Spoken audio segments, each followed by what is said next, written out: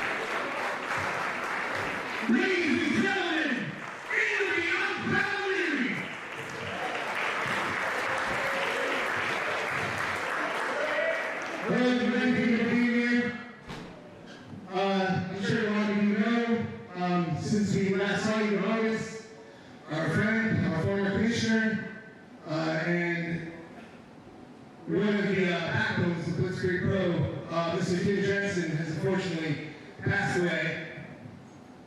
And it's weird. I still expect him to come hobbling through that door. But I want to just give you a couple words about him and let you know that besides being a commissioner, he's the reason we're in this building.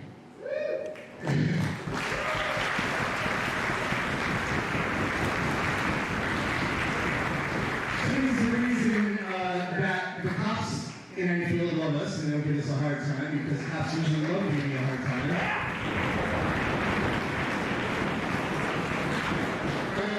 We had a picture in 2019 and somebody decided to jump off the apron after a meet and greet, snapped a leg, and they tried to sue us for like $130,000 for an indie company. Okay, buddy. Two of his brothers, he signed for us to be in that building, but he was also the first one they said you're good, you're not held accountable. He was still doing every single court hearing that we had for that until we won.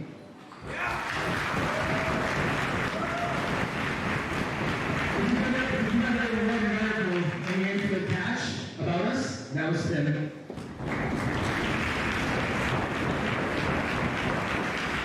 And before we send out a salute and get you guys going, I'm going to give you two of my favorite Tim Jensen stories real quick. The first one, a couple years ago, we got hired to do this thing called the Grass is Greener Fest. It's a weed fest, dude. It's a weed fest with rap and techno. We're stuck out like sore thumbs. The second day of that festival, amongst all the swag daddy weed wizards, I thought I'd be the first one there along with Kirby, but before we even got there, Tim Jensen is just sunbathing in her ring, a 60-year-old dad just in her ring, just laying down and making himself at home. I thought that was funny. But my favorite Tim Jensen story just happened after the luau. To bring you behind the curtain a little bit, we had Cool. We had Cool here. Cool had a very early flight, like a 5 a.m. flight. So he decided, hey, I don't need a hotel room. Let's just go to Jimmy's Pub and then whatever. And I'll get to the airport nice and early. I want you all to take pictures of this. The bar closed and they still have a couple hours to kill.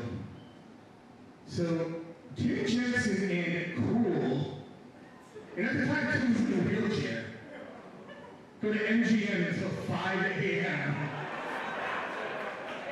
I want you to take a picture. This monster without his mask, but still all the eye makeup around his eyes, wheeling Tim Jensen to the blackjack table at 3:30 in the morning.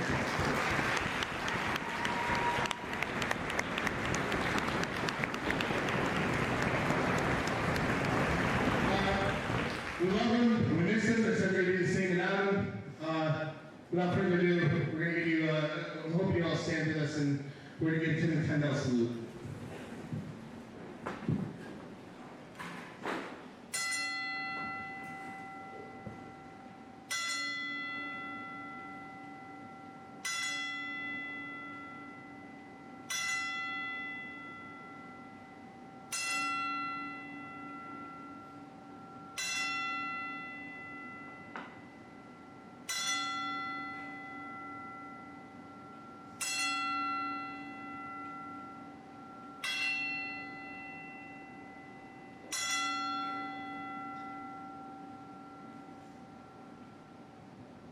Thank you.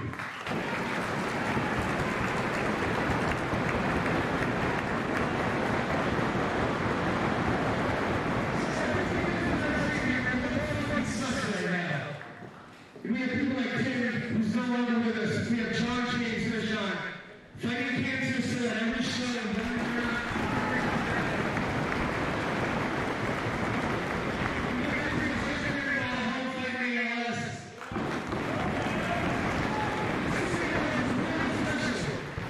and I just want to let you all know I love you all, we appreciate you all, and we're never going to let it die. So with that said, we're going to kick things off with an unannounced scramble match for the championship that we named after Team Jensen. So let me introduce you first.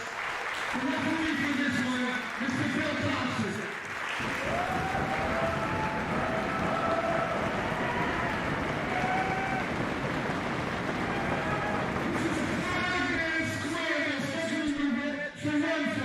And this one is sponsored by Team's favorite group of kids, the Grizzly Kids.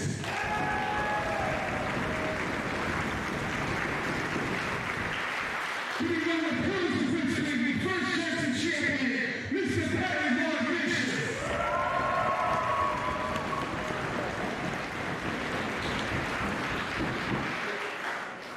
Giving my other tag team partner, my brother, the king of chaos, Logan.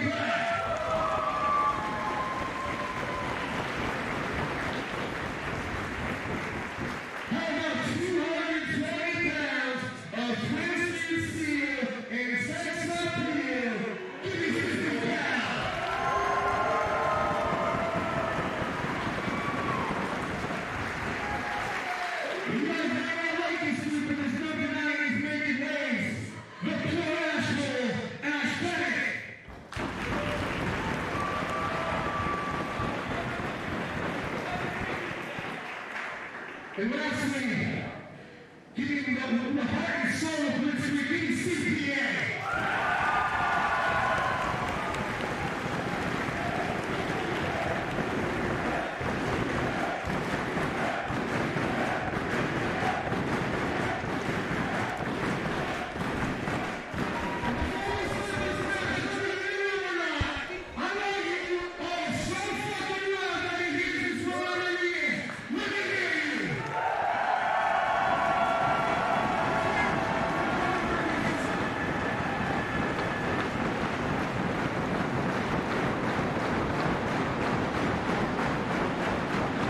Wrestling fans around the world, welcome to IWTV. Welcome to Blitzkrieg Pros, Wild in the Streets. We'll get the heavy lifting out of the way. Rest in peace, our dear friend, and the namesake for the championship hanging in the balance in our opening contest. I'm Johnny Torres, joined by Hot Scoop Skylar, Alyssa Marino. Scramble action at its finest. And impromptu scramble action at that, Torres, as we are just quick, early out the gate here. Setting the table here, Perry Von Vicious defending that Jensen championship against Ash Bennett, 50 cal, Logan Black, and the abominable CPA. Absolutely emotional way to start a show, but I do feel like this is exactly how Tim Jensen would want it. We're starting off with the Jensen Scramble here at #WildInTheStreets. Use the hashtag at home to let us know what you're thinking. I don't know what Ash Bennett is thinking. At this point, not yet wise to the wiles of CPA. He's not wise to the wiles of a clip-on tie, as it were. The shoulder tackle comes in hot. As now CPA reaching back out. Another?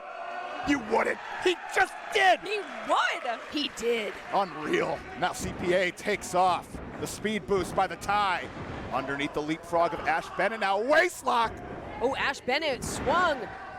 Missed that target. Oh, wait a second. Able to get enough of the head scissors. Takes CPA down to the mat. Ash Bennett, who has now decided he's a Torres. Do with that information what you will. Wait, like me? Oh, like the Zodiac. Yes, he He doesn't right. give Torres. He doesn't really give Torres, no. Well, We'll talk about giving. Yeah, giving. he got a drop kick right to the mush from 50 cal. He wouldn't. Oh, he's doing, wait. Logan Black. Logan Black saying if there's anybody that's going to rip their shirt off, it's going to be me. Well, interesting enough, I mean, in these type of matchups, it's clear to see you really do have to keep your head on a swivel. We've got multiple combatants. Oof. Oh, and clubbering now. Devastating blows between the shoulder blades, and now, oh, this elbows are just connecting with the jaw of 50 cal. He keeps that half clinch on all the while. 50 cal not even able to recoil off of those boxing style elbows. Logan Black now flexing the agility. Not putting on the Hank's brakes. back, yeah, very wisely. Ooh, staggers 50 cal against the ropes. Now, all in the hips with the T-bone suplex. Just chucks him, but in comes the defending champion, Perry Von Vicious. The human monster truck. And these two, no shortage of familiarity between one another across multiple promotions. But Perry Von Vicious mixing up the strikes. Oh, dodges, dips out of the way. That was hellacious. The stank on that, and now Logan Black, the Irish whip, Perry Von Vicious, reversal of fortunes. Monster truck now. Stopped cold by the boot of Logan Black. Oh my God, the discus lariat. Devastating. He's separating Logan Black's head from his shoulders. Oh, but now drop kick to the back from Ash Bennett. And Leary said it earlier, like him or not, I mean, Ash Bennett really is making waves. Oh, and making a splash. Tabletop. Oldest trick in the book. Now CPA. Jettison back into the ropes here. Bennett up. Passes by. He wants a tabletop. You can't fool CPA. Oh, And the push kick to the ribs. And now snake eyes. hung right up on that top rope like an elevator cable, straight across the throat. And now poised in prime position for CPA to file some documentation. Building all that steam into the feet. And Ash Bennett, he knows all too well that Doomsday was fast approaching. Yeah, very wisely evaded, but CPA, what does he have in mind as Logan Black and Ash Bennett fight on the outside? But Perry Von Vicious Whatever, disrupts the festivities. whatever he had in mind certainly stopped in his tracks. Here comes 50 cal though. Well, this is a tall task. Wow, power on display, but Perry wriggles out. Able to reverse. Jockeying back and forth, 50 cal and Perry Von Vicious in the center of the ring. They may be wearing out their own energy reserves going for this. Yeah, see? Goodness. Meanwhile, CPA, Bennett, and Black are tangled up and almost taken off their feet, but catches 50 cal. Wait Logan a second. Black, too big, he says, not able to take it down, but here comes Perry! The monster truck! Yeah, he does the jumps. One of those freestyling monster trucks you read about. Perry Von Vicious, the most monstrous of them all. These people know. The faithful know. And the faithful recognize the inaugural Jensen champion. The Deerfield Destroyer from just up the road means the world to be the inaugural Jensen champion. And that's 50 cal. Super kick finds home, pop of the hips into the German suplex. 50 cal looking very pleased with himself there, but in comes Logan Black. Trying to goad in 50 cal, ducks into a waistlock of his own, roars into the elbow. Now looking to hook it up. Finds home with the brain buster. Drives him down into the mat, but CPA looming from the top of the drop kick. Hones in and delivers. Beautiful missile drop kick, signature CPA, but Logan Black. That trip. Just that quick. It's like how tax season sneaks up on you every year. 10.99. Nobody home for Ash Bennett. Oh, and what? Trips up Bennett now. And CPA looking to shed some layers like an onion. Oh, a double trip up, if we will. There's some additional filing required with this 10.99 here. Oh, got them in filing. duplicates. Yeah, joint filing indeed. 2 for the price of 1. 2 returns for the price of 1, that is. CPA, though, not done yet. And this may be the number cruncher incoming. This may be the path to victory for CPA. With Ash Bennett out the back door. Coming in hot. CPA up top, another drop kick. Oh, and just dashed to the side, and now on the shoulders, driven into the knee. Fireman's carry into that shoulder breaker. Perry Von Vicious into the ring now. Ticket to ride, punched. No lines, no waiting, but oh, wait a second. Ash Bennett out the back. Goodness gracious, caught him on the rebound too. Magnificent combo. Nobody home on the clothesline for Perry. But notice how many strikes it is taking to get the human monster truck The low off of his. blow. Are you kidding me? That was a real Ash-hole move. And now taken off. Oh! Finds home with the knee strike. Oh, and it is curtains for the champion. No! Perry kicks out! And look how everyone else in this scramble was ready to come to the aid. The defending champion didn't even need it. That's that fortitude of Perry Von Vicious. It's what's continued to endear himself to the Blitzkrieg Pro faithful. The will to forward on. But you see how close we got to crowning a new champion because none of the other combatants were going to make it in time if Perry didn't The kick nature out. of the Blitzkrieg scramble. It's a game of inches, millimeters if you will. And now, meeting in the middle here.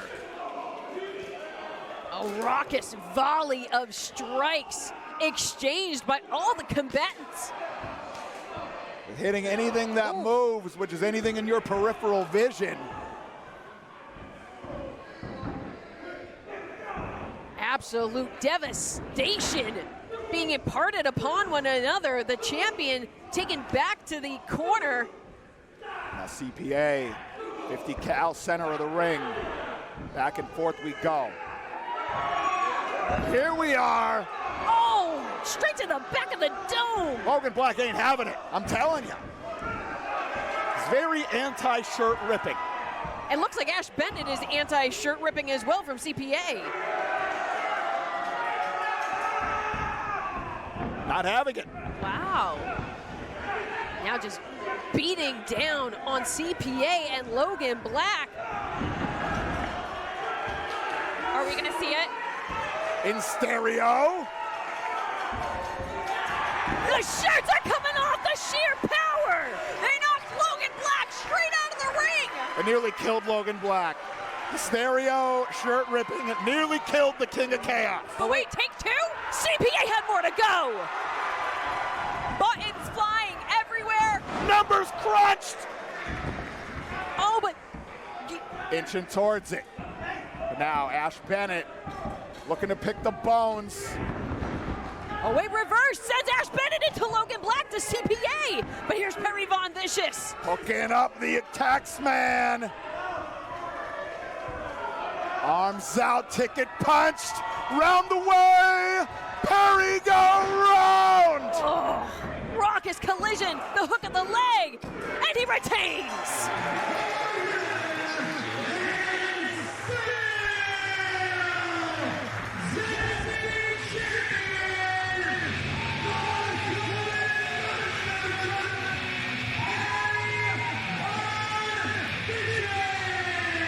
And it's as we'd said when it came down to Blitzkrieg Scrambles, the name of the game.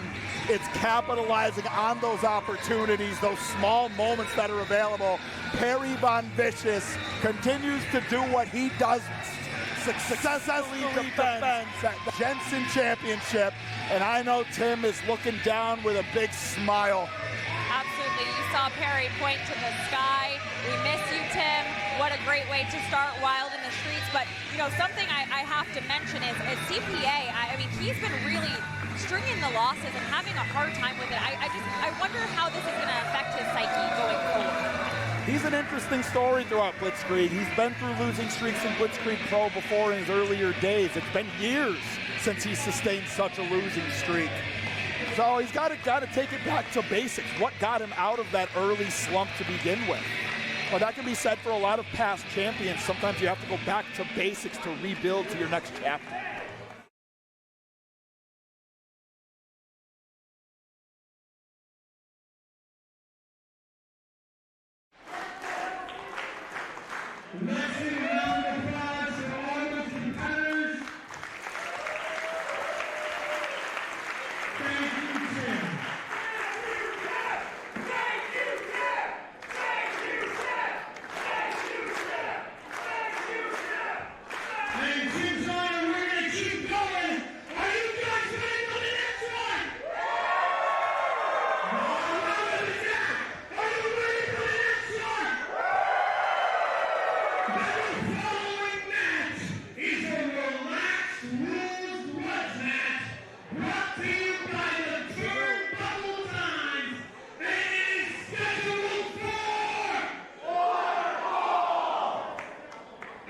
Relaxed rules action coming at you, and this one, we've been preheating this oven for a couple months now. We certainly have been. There has been a lot of bad blood brewing between these two. Off the heels of losing those Blitzkrieg Pro Tag Team Championships, TJ Crawford snapped.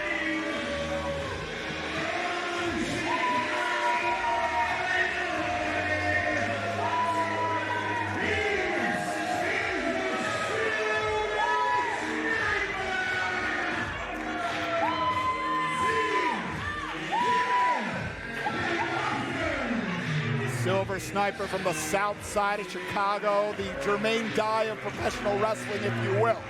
TJ Crawford, a gigantic chip on his shoulder off the heels of losing those tag team championships. I don't know, Johnny.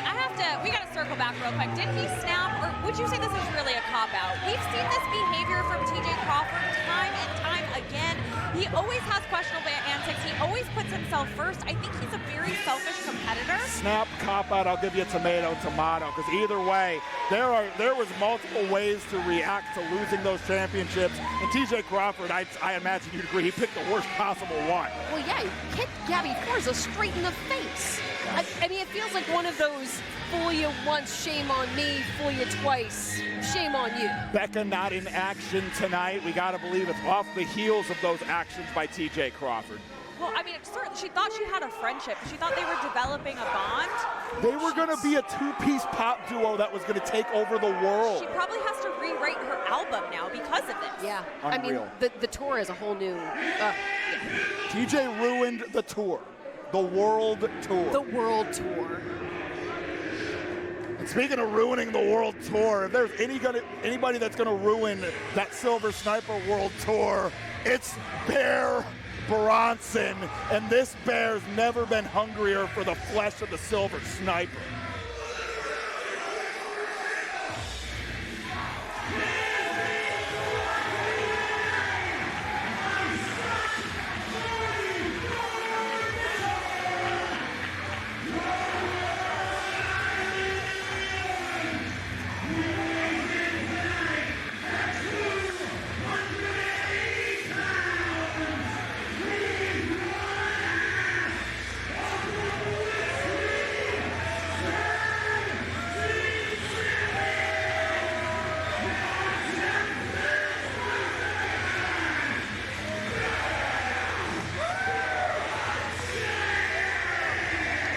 The Blitzkrieg Pro tag titles in hand. Well, not anymore, but coming flanked by them, which he holds with his wife, Gabby Forza. Bear has said that this is the best year of his life. Like, he is on cloud 9, and he's got a major score to settle with TJ Crawford, who tried to put the kibosh on all that. Oh, gosh. Up and down the Northeast, we have seen an absolute renaissance from Bear Bronson this year, from Limitless Wrestling, the last night's House of Glory Wrestling, to here in Blitzkrieg Pro. This is truly the finest version of Bear Bronson we've seen yet. And renaissance was the perfect word for it, Johnny. You took the words out of my mouth. Not only would he put a halt to the World Tour, he's putting a halt to the Bear Bronson we've known from before. This new Bear Bronson is full of destruction and violence, and it is taking over the deathmatch scene and the independent scene. Ooh, spiking that jacket, and TJ Crawford spiking that jacket, putting the boots to it on the floor. And now, as if tempers weren't already flaring, we're not wasting any time. In the world, in the spectrum of relaxed rules matches, this is lazy boy recliner relaxed rules. This is a waterbed, and we're off.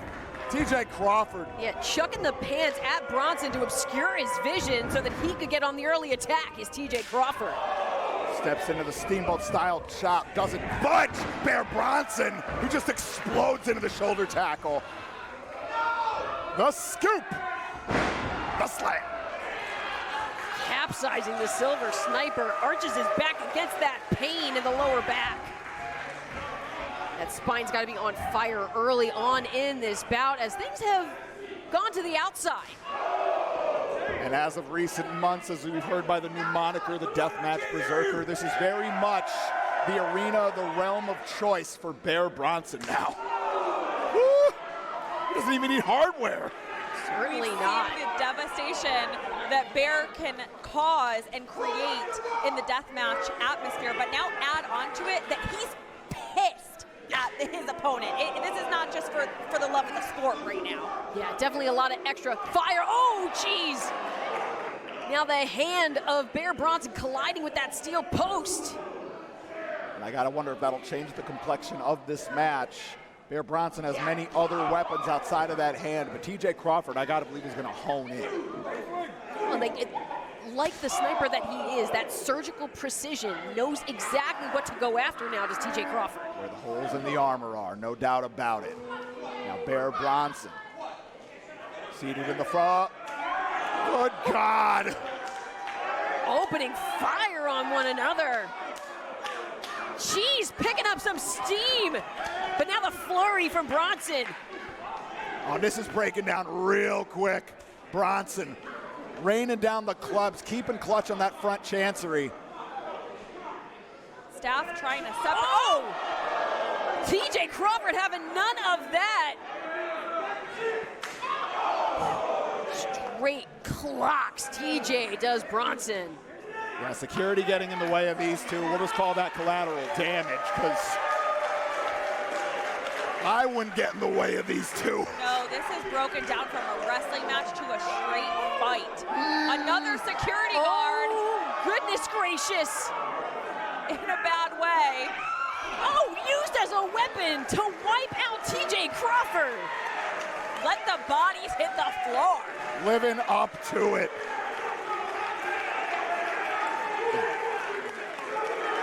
And Bear Bronson, my God, the BB faithful, they truly got a trial by fire when it came to Bear Bronson. You take it back to that unholy trilogy with Cruel. Bear Bronson, we know, is built different. TJ Crawford, we know, is built different. And these rules have never been more relaxed. Oh my goodness, Bear Bronson ready to take flight, but he's caught. Hung up to dry across that middle rope. As TJ Crawford now descending with furious blows. Raining down the rights. This is the problem, though, because we've mentioned this as being a grudge match. I don't know that I agree with that, because I don't think TJ Crawford cares about the effect of this on Gabby, on Bear, on Becca. So he has more time to strategize and isn't reacting emotionally. Grudges can be one-sided. But at this point, I do largely agree when it comes to TJ Crawford's perspective on it. His mindset has been, for lack of a better term, unsteady since losing the Bedlam championship. Now you stack on losing the tag team championships on top of it. TJ Crawford, a man possessed. Absolutely coming unhinged in recent months, but now he's caught and slammed on the apron. And Bronson looking to follow up real quick. Watch out for that Baldo bomb! Sits out with it, hooks the leg, it's not enough. Got to applaud the resilience of TJ Crawford. Could be powered by sheer piss and vinegar at this point. Bear Bronson now. Feeling it. Burst of energy. You could construe it as a second wind, but either way. The Fire Thunder driver.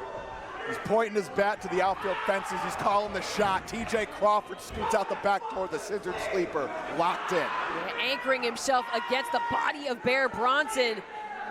And this is a great strategy for this type of opponent. Bear Bronson is clearly double the size of TJ Crawford, but if he can work him down, oh, no, not quite. Now Crawford trying to make Bronson carry that weight, trying to drain those stamina reserves.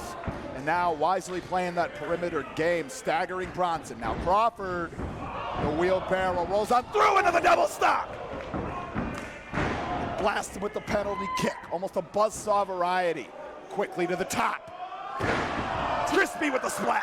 TJ wasting no time, and you can see the damage done to the midsection, trying to put it away. Bronson says no. And that split second of letting the people know it's over is the reason that it's not over, and that this bout rolls on. We're living up to it, folks. These streets have never been wilder here at Blitzkrieg Pro.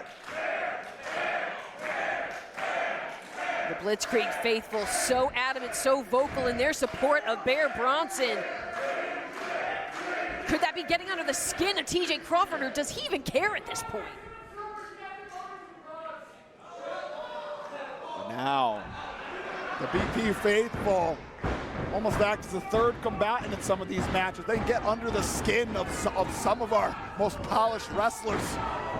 TJ Crawford now staggering Bear Bronson with the flurry, but Bear still gonna try to walk through it. Oh my God! Just absorbing that kick straight to the chest. Is that a man, a bear, or a Sherman tank? Whew. And just asking for more, telling TJ, give him all he's got. And catches the kick now.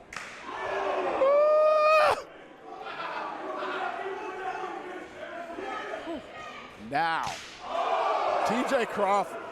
He lives up to the name in that he could definitely be goaded into a firefight. God. And the way these two are slinging not only the verbal barbs, but the actual physical strikes. If this wasn't emotional for TJ Crawford before, it certainly is now. When you think about the fact these two have history for almost a decade together, knowing one another. You meld the emotional damage, the physical damage together. What do you get? Visceral damage between these two, back and forth. The tempo continuing to pick up.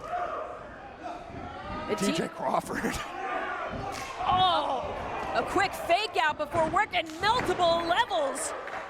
Fast flurry of kicks there, but Bear Bronson keeps on coming. And that's all Crawford needs is an opening, but what? One, uno.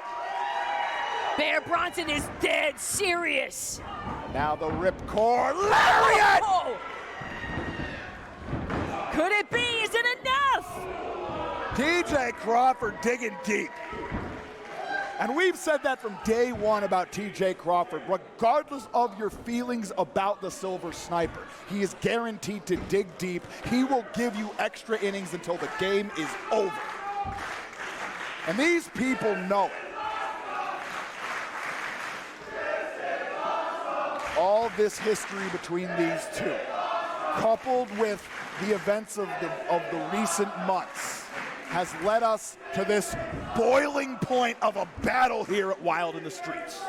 And even after all the damage sustained, TJ Crawford still with the wherewithal to roll out of the grasp of Bear Bronson in that moment. As now the two struggle back to their feet. Bear Bronson now got paws on TJ. uncorking with the knife edge chop. Oh, that hollow thud against the chest of Crawford.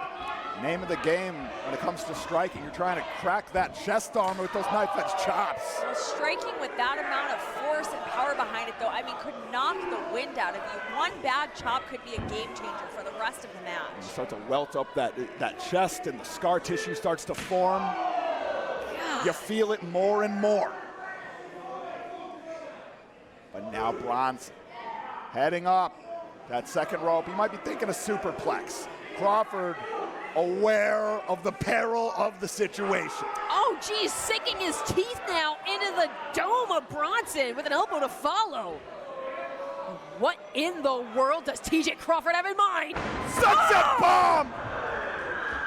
Quick to follow up. Stop to the back of the head. And now TJ flexing some power, gets Bronson on his shoulders. Now sets out the Doi fives.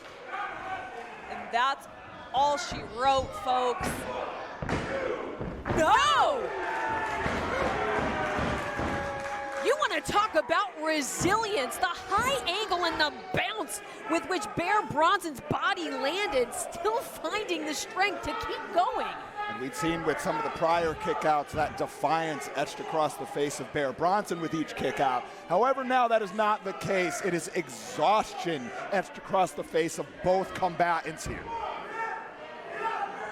But once again, our faithful coming into play. Bear Bronson being willed on, being emboldened by those in the house here in Enfield, Connecticut. And folks, if you're watching at home and you're feeling that foam now, you better make your way out to Enfield, Connecticut. We're just a shot away from Bradley Airport. It's a nice way to spend a Saturday night, would you say?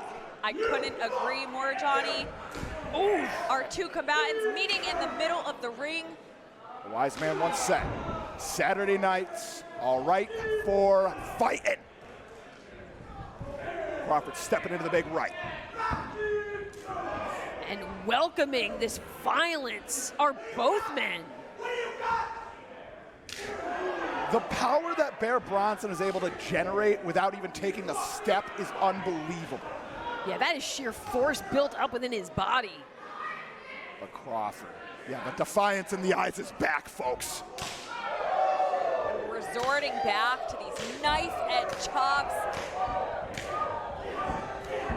Now stacking them up. Stringing it all together. Ducks below does TJ. Pop of the hips on the Dragon suplex. Bronson now. Backdrop driver. Oh. But back on his feet, the two meet in the middle with simultaneous clotheslines. Oh, poke to the eyes. Come on. Cheap shot from the Silver Sniper. Hold on. Bear Bronson may be ready to cold cock Will Dojin. Now Crawford steps into the kick. Springs up and he's caught. Wanted to jack the jaw, but now pulled back in. Over the shoulder. Fire Thunder driver. And that's all she wrote.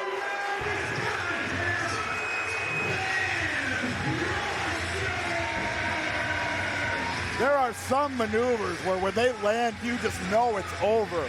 Bear Bronson's Fire Thunder driver, the stuff of legends, puts down a most game Silver Sniper, TJ Crawford. And you know, it's as you had said at the beginning in a sense, definitely had a grudge match feel, but towards the end, you got a bit of begrudging respect out of the two. They both emptied the armory on one another. One of the best showings I've personally ever seen of TJ Crawford, but just to your point again earlier, Johnny, we are looking at a different Bear. We are looking at indestructible force. If I'm the Bedlam champion, I am very wary of Bear Bronson's rapid ascent up the Blitzkrieg rankings. And I know he's already got a pretty primary job as one half of the tag team champions. But Bear Bronson, sky's the limit.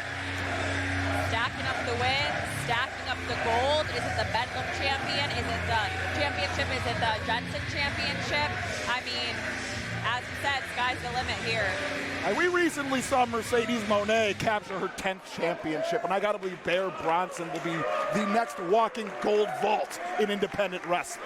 But standing in antithesis to that, if TJ Crawford was already coming apart at the seams after recent losses, where's his mind at going forward? Can you imagine now? I'm actually scared.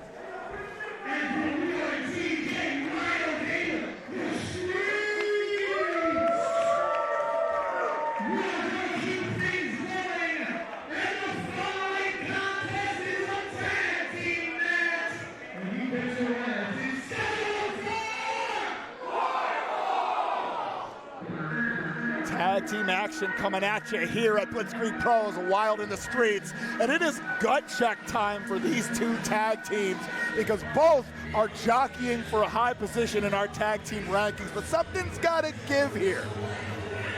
Our first look at the tandem here in Enfield of Wrench and Resolve.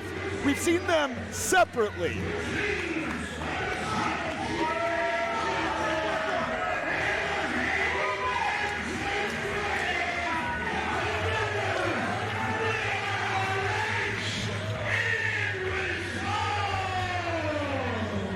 Definitely a hard-working team, up-and-comers in the tag team division and ready to show Enfield what they are all about.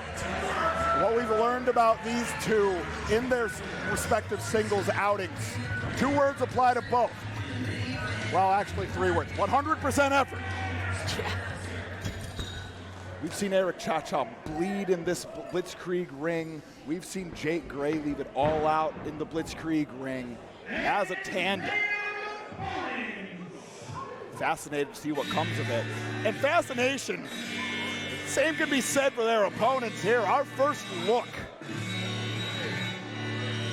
Truly, which is why I'm super excited for this matchup as a sort of palate cleanser. They've gotten a lot of emotion right so far with the Jensen opener and then that grudge match, that absolute war between Bronson and TJ Crawford. But now we get to look at 2 up-and-coming, very, very interesting tag teams.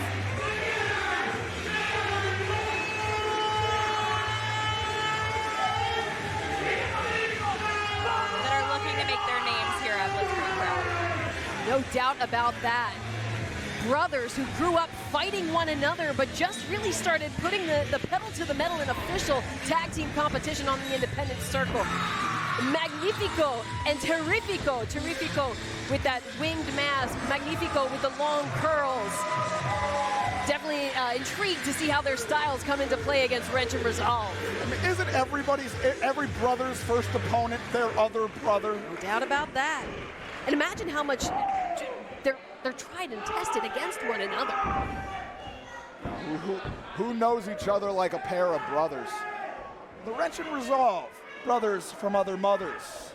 Certainly. Both troubleshooters, both well-aligned, both hard-working individuals. No shortage of respect already between these two teams. The missions of the two are identical, but something's got to give here. The rock, the paper, the scissors, we have our winner. It'll be Magnifico and Jake Gray starting it out for their respective teams. Magnifico known more for his technical style, while Terrifico more of the high flyer. Now locking horns now. And interesting, the physical attributes of these two teams very similar. So it's going to come down a lot to strategy and execution more than anything. Now the headlock locked in, pop of the hips brings over the handyman. It may also come down to experience. I mean, Wrench and Resolve have been teaming, across the states together. They've had experience being a well-oiled machine within a tag team match. This is the first time we're seeing Los Ificos together here at Blitzkrieg. Yeah, that brother familiarity comes into play, but you still got to make the proper adjustments within a wrestling ring. You're absolutely right. And nothing's going to prepare you quite like actually being in there and getting the reps in. Nothing prepares anyone for a time in front of the Blitzkrieg faithful at the House of Pierogies. God, how do you game plan for that? It's true. Now well done. Now Jake Gray. Jake Gray, very gifted with evasion tactics. Keeps his opponents off balance regularly. Super spry, incredible speed, matched with the striking acumen of Eric Cha-Cha for wrench and resolve. Ooh. Talk about agility. Great save from Magnifico on the apron. Now Magnifico out the back door, rolls on through, coming in high. But again, hard to prepare. Going back to that point, every ring is a different size, right? Yes. Every venue is different. Every feel is different. This is part of the feeling out process, is getting adjusted to your setting. And we all can speak to it from experience, even if with rings that are the same dimensions. Sometimes the ropes are higher. Sometimes they're not as tight. Correct. Every time it's an adjustment. And now, Magnifico sends Jake Gray into the corner of Los Ificos. Tag made. Terrifico coming in. Getting terrific in the corner with the running back elbow. And now our first look at some tandem offense. Oh, double penalty kicks. Teeing off on Jake Gray. And now the cover from Terrifico. Outside leg hooked, only good for 2, says our referee, our namesake for this very venue, Bill Thompson. Air Bill, if you will. Oh yeah, that's why they named the building after him. They were so inspired by his defiance of gravity. And now Eric Cha-Cha entering the contest here. The resolve portion of wrench and resolve coming in hot. Finds home with the bulldog. Face first goes Terrifico and Jake Gray off the rope. Springs into the drop kick. Cha-Cha with the cover.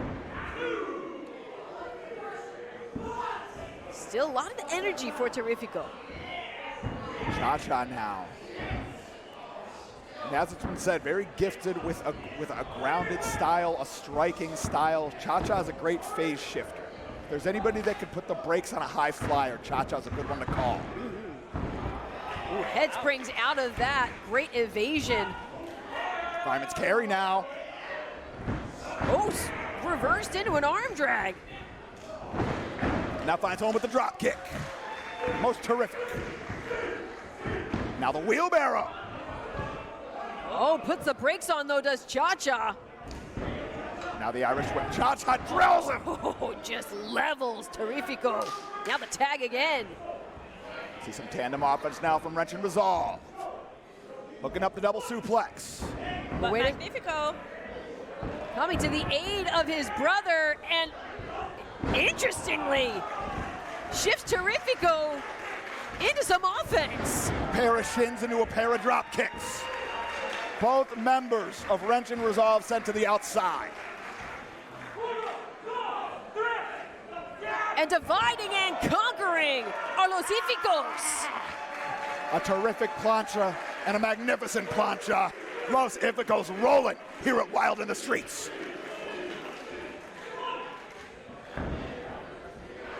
Now the tag. Thinking ahead. That's Los Ificos. Great strategizing for an up-and-coming team, but Eric Cha-Cha now, ooh, taking down Terrifico. Short range with the clothesline, nobody home on the flying knee. Drills him with the Yakuza kick. Spiraling down to the mat, and now looking like a 2-on-1 affair. Cha-Cha's created a very valuable opening for Wrench and Resolve. Soars in with the kick, does Cha-Cha. Now Gray, elevating. Oh, hold on. Oh, boy. Oh, clubbed him. What a hellacious landing. And Terrifico keeping the matchup alive. Almost shoving Cha-Cha into Jake Gray to break up that pinfall. The full efforts, the desire to rise here in Blitzkrieg Pro, evident in both of these teams. Now Jake Gray. In control, getting Magnifico back to their corner. Here comes Cha-Cha. And the frequent tags from Wrench and Resolve may be making all the difference for Wrench and Resolve. It's in the drop zone. Here comes Cha-Cha. Wow, somersault into the senton. But Magnifico still finds a way to kick out.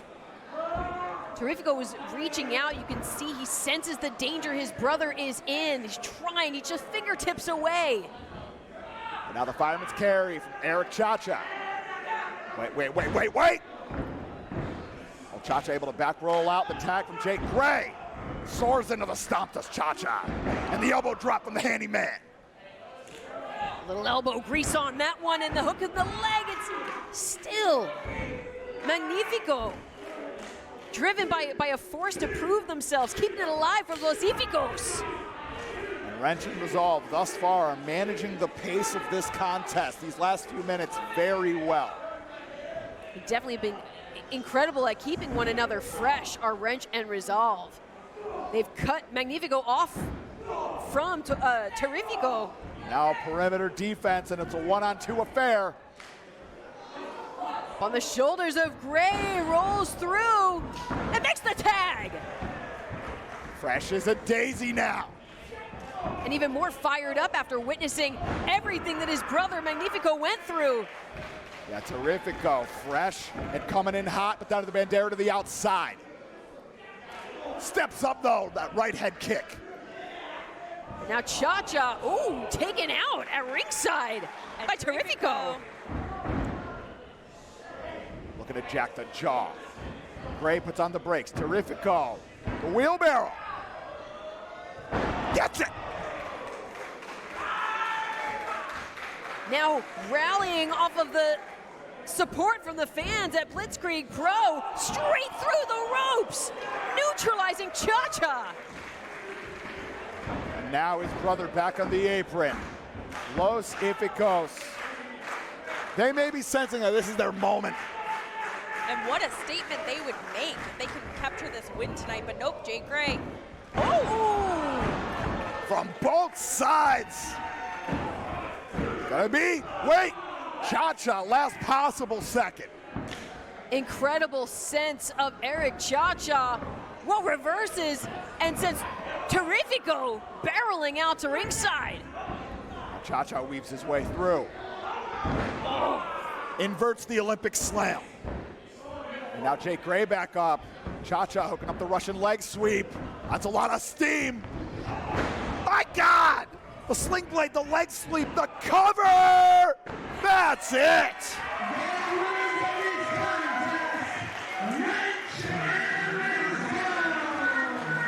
Wrench and Resolve notch their first victory as a tag team here in Enfield, Connecticut at Wild in the Streets. But what a statement. Yeah, you cannot put it past either of these tag teams who really gave an impressive showing. But it is Eric Cha-Cha and Jake Gray who are standing tall as the victors. And you see that Jake Gray, he's saying, we're coming for those belts. We're coming for those tag team championships. And I knew it because I can feel there's a difference to Wrench and Resolve tonight. They're at a different level. There was a quality of their performance tonight that I haven't seen before. They really want it. And I think, to your point, Johnny, they were trying to make a statement tonight. Yeah, there's an alignment, there's a focus that you can see in Wrench and Resolve. They literally live up to the resolve. They knew it to put it in their moniker. Now that's their mantra. And we witnessed it firsthand here. Said it before about Barrel, say it about them. Sky is the limit. We're going to keep things going tonight. The following contest is a singles match brought to you tonight by the Inside the Mark podcast, and it is scheduled for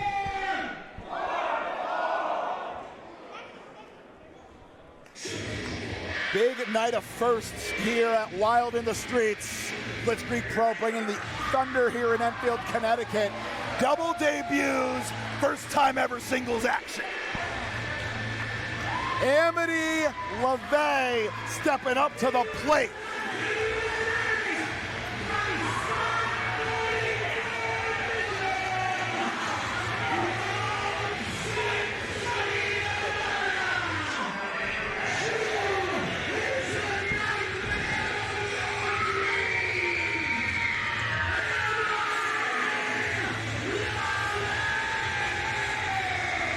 And I hear Amity Lavey is at her strongest in the month of October. I was just going to say, it's spooky season, right? Got her full strength, full power. I would not want to be across the ring from Amity Lavey. However, I believe the opponent this evening is more than up for the challenge.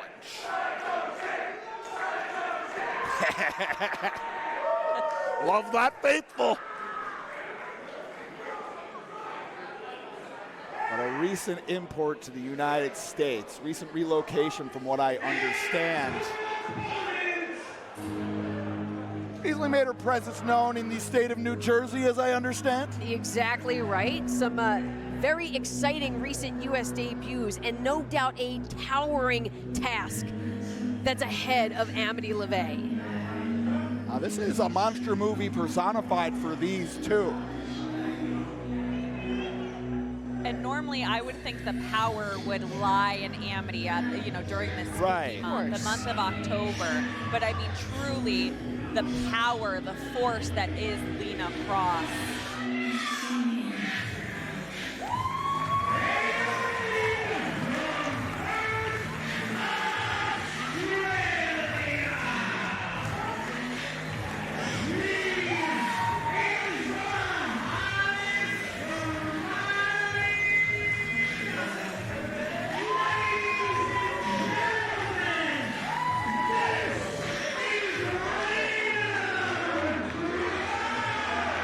As I get a look at these two opponents now entering the ring, this is the first time I'm going to say this on commentary. This is, I gotta believe, Blitzkrieg Pro's answer to Freddy versus Jason of the women's wrestling variety.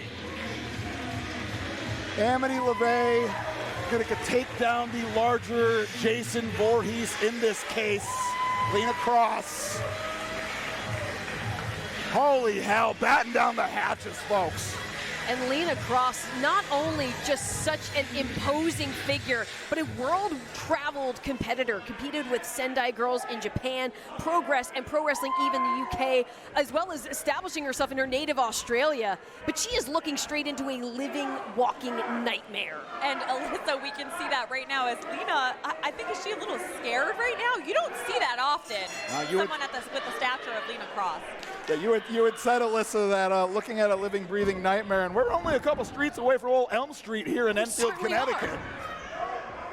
And that's the thing about Amity Lavey, is she's almost just so enthralled and intrigued by the promise of violence. She's really an unhinged individual. And this is a difficult situation for Lena Kross when it comes to connecting with clotheslines on a combatant that's much shorter. You have to bring down your strikes to be able to connect with them. That's going to interrupt that momentum. Speaking of interrupting the momentum, the low bridge out of Amity Lavey. Yeah, bringing down that top rope is Lavey, and Lena Kross is, ready to say farewell to the Enfield faithful? Well, we mentioned it earlier, you got to get acclimated to the settings you're in. I mean, she's from across the pond, too. I mean, she's really got a lot to get acclimated into this matchup, and then her opponent is someone of the likes of Amity Lavey, right? I'm not entirely certain how they celebrate the spooky season across the pond. This may be a complete departure. As Lena Kross, just howling at Will Dozian to keep Amity Lavey away from her. Not only just the actual combat aspect, but the cerebral aspect. How do you game plan for Amity Lavey? Oh, this is the wrong match. You don't like scary things. Sent back. Scary loss. No. Amity Lavey nearly capitalizing with the roll-up. Building up steam. Round the way with the head scissors, but Kross puts the brakes on. Instead, flings Amity around and sends her down. Spine first into the mat. Sidewalk slam, brilliantly executed. Much as she may not like spooky things, she's willing to stand up to the task ahead. Will she be tonight's final girl? Now a lot of runway, but nobody home. Amity Lavey. Showing that athleticism, but taken off her feet by the larger combatant. Brilliant with the German suplex. Lena Kross. Yeah, almost folded Amity in half on that one. Kross has to keep that momentum up. Cannot allow the dislike of spooky things to disrupt her mindset here. Because if you give Amity Lavey an inch, she's gonna take a mile. And Lena brilliantly trying to stay in the driver's seat as Amity was just barreling bald fists against her back. Now, front power slam position hooked up for Lena Kross. What is she thinking here? Could she go fall away slam from here? She could. Jettisons Amity Lavey across the Blitzkrieg Pro ring. I think Lena Kross is getting acclimated. I think she's getting wild in the streets here in Enfield. With Amity Lavey now on the back foot. The wind-up. Oh, goodness. Just a sickening thud across the chest of Amity Lavey. Crispy with the knife edge chop. Chops seem to be the theme tonight here at #Wild in the Streets. Dang it, Bear and TJ, look what you did. Nothing if not effective in the arsenal. And I really think Lena has to go for whatever is effective with this type of opponent. If it's working, keep doing it. Whatever you can to keep Amity down, right? Has that power advantage and is leveraging it while not allowing Amity Lavey to utilize her evasion, her speed. Winding up, warming up here. Oh, this one's gonna hurt. Putting a little English on it. Oh, but ducked out of the way does Amity Lavey. Now stacking up the rights in bunches. Kross quickly out of harm's way there. The fireman's carry, and that's a long way down. Amity now holding onto that top rope, trying to put the brakes on here. 27 minutes. Able to find her footing once again on the mat, but taken off just as quick. Now the boot cover, I don't know about that. That's not the kind of cover that you want to win a match with. That's the kind of cover you want to get in someone's head. Show that you are the more imposing individual and you are in control. Lavey now trying to rally back. With the elbow to the back of the head from Kross. Nothing doing. Kross now with a fistful of hair. Sends Amity onto the ropes, but Amity quickly. Oh! She got the arm! The Black Widow stretch. Octopus stretch, if you will. Pressure and torque on the shoulder, on the back, around the throat.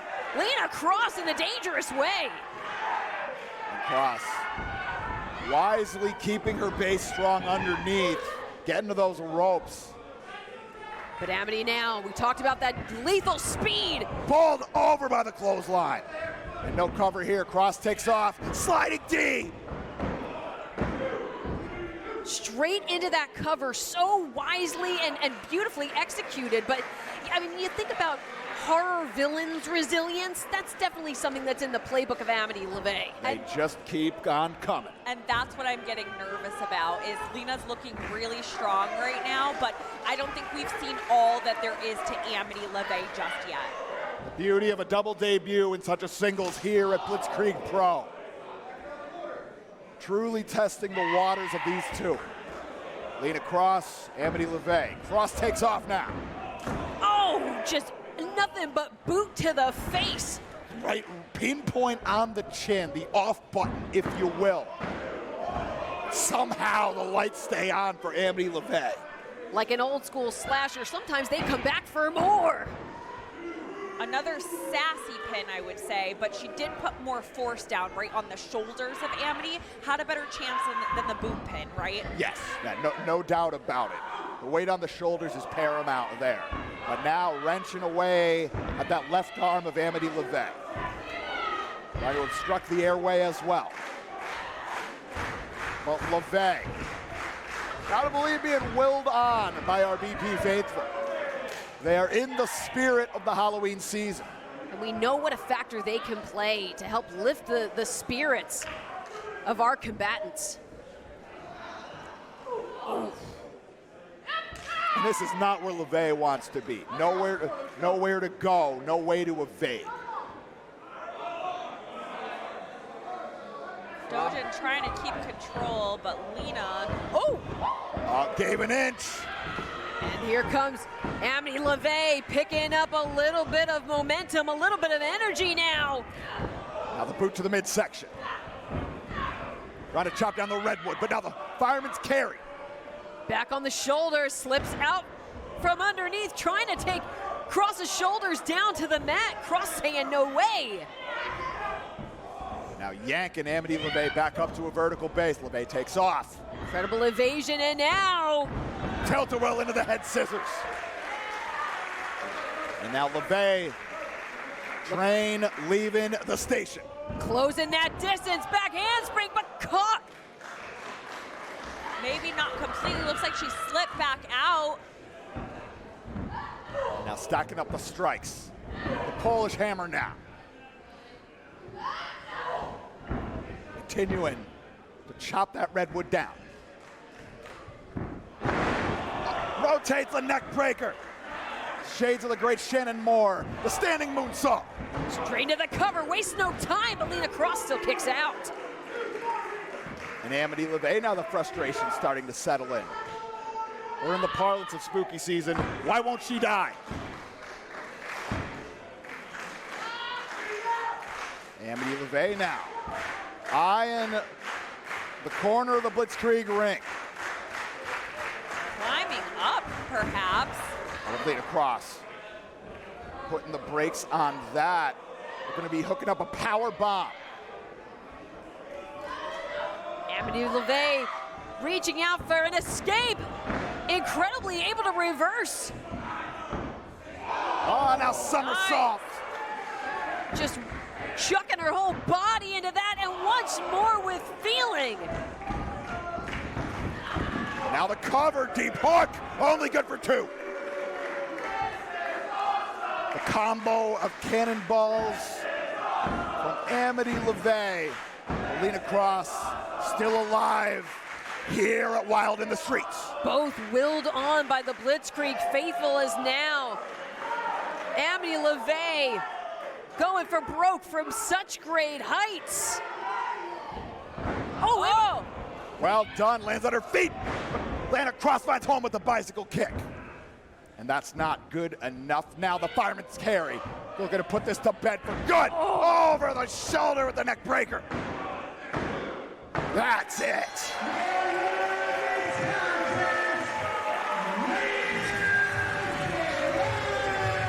What a debut for both of these warriors. Lena Kross victorious. Lives up to that final girl call from earlier. I'd certainly like to see both of these competitors back. Great showing from both.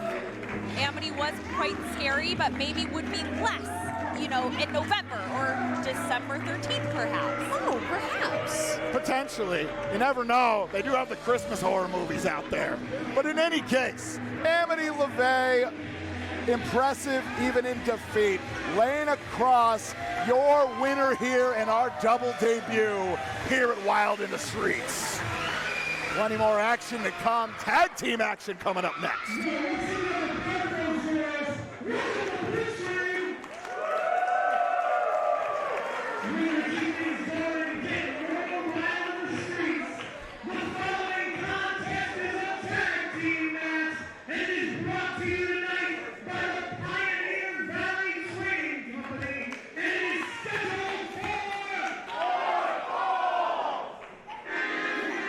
Wild in the Streets, and this is one of those bouts that is the reason for this season.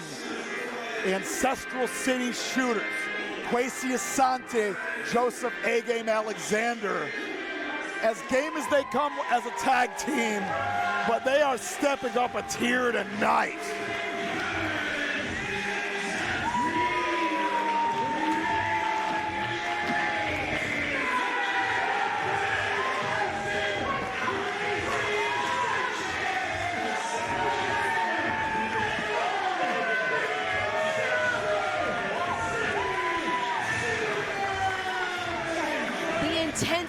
The energy with which these two bring to the ring is unparalleled. They consider one another family, forged together in the fires of T2T.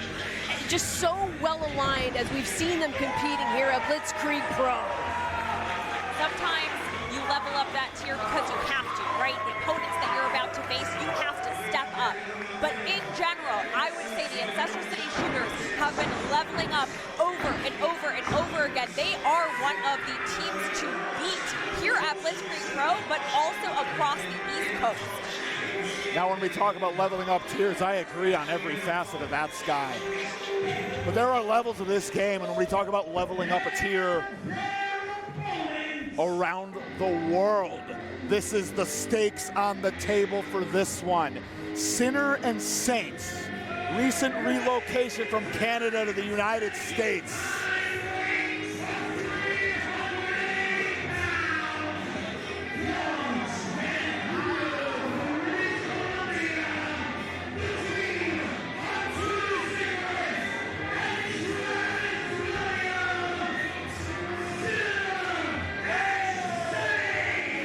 They have gotten it done on a national stage.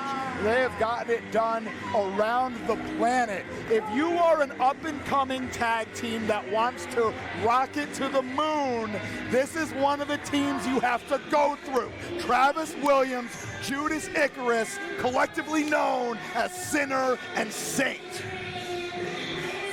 So incredibly impressive, not only in the accolades that they've gotten under their proverbial belts in their young years, but just such a seasoned tag team. So well aligned, so on the same page, on the same sentence, on the same work. And they're very similar, these two teams, in that they both were forged in similar fires of their respective regions. And then after single success for each, decided that they got it done best as a duo, as a tandem.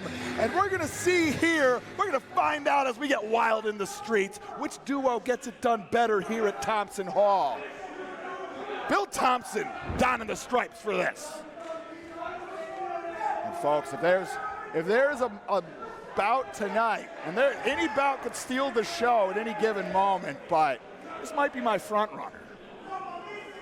I think it's so interesting too, the fact that we've talked about Sinner and Saint, world travel. They've gotten it done on so many different levels, on so many different stages.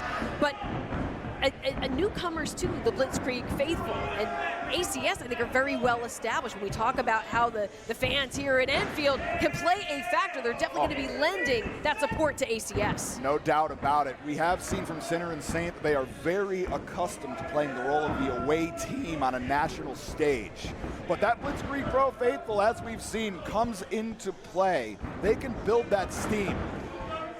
And now we're feeling out two of the most polished technicians in the game today, Travis Williams and Joseph Alexander. Feeling out process between these two. You got to imagine that there's going to be a lot of that over this time. Baby! Oh, we're eating now. Scrambling. Multidisciplinary studs showing it off. You love to see it. But yes, I would say this is a massive test for ACS. Yeah. And Wrench and Resolve just calling for, their shots at the championships. I would think whoever is the winner of this contest would have to be in the running as well. Nice mutual respect. No! But quickly, Sinner and Saint taking down both members of ACS. What was I saying about away team tactics? Yes, sir. Very comfortable with shifting the energy into the room into their favor, be it love or hate.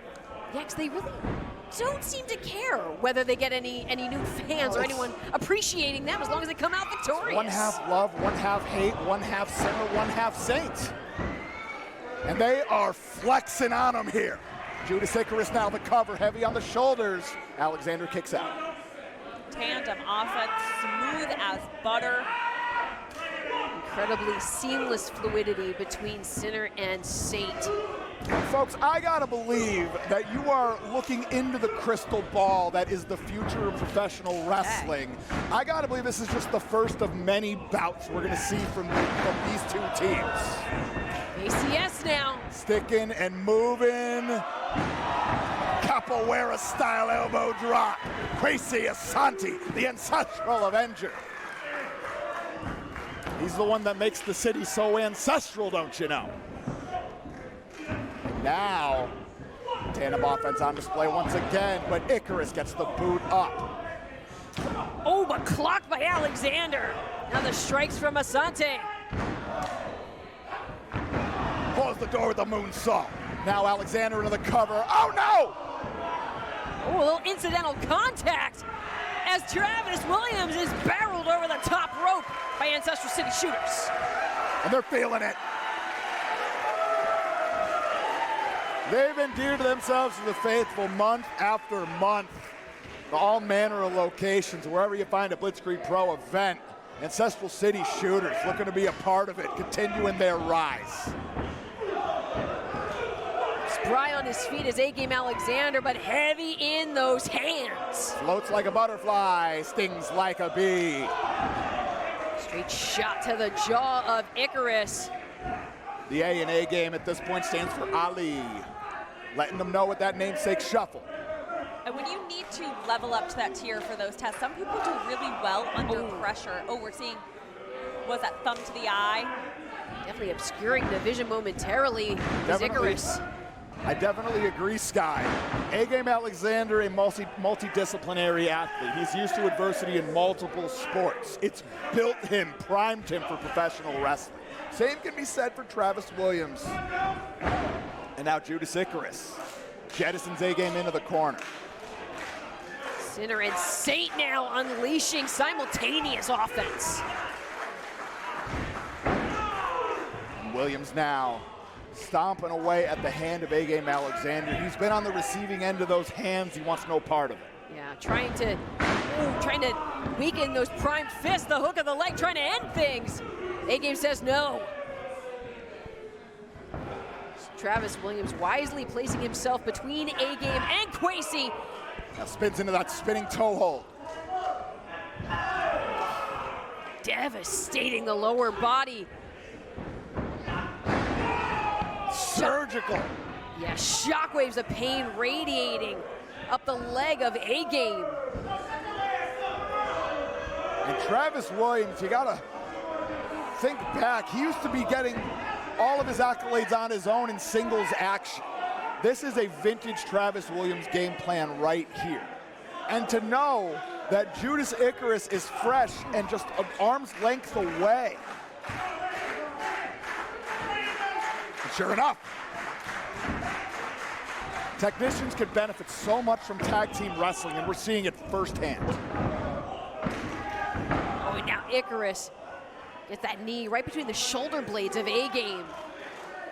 On the other side of the coin, the explosive sides of each tandem, your Kwesi Asante's, your Judas Icaruses, benefit vastly from having that time on the apron to rebuild those stamina reserves, allows for more explosions later in the contest.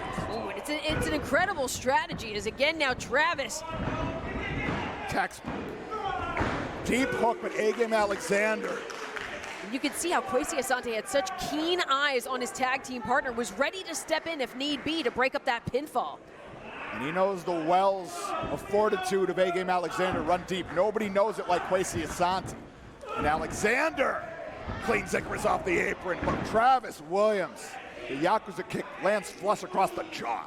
And notice too, it really goes to the expertise of this team, but Williams making sure to always be right in between, like he is like on point guard for this.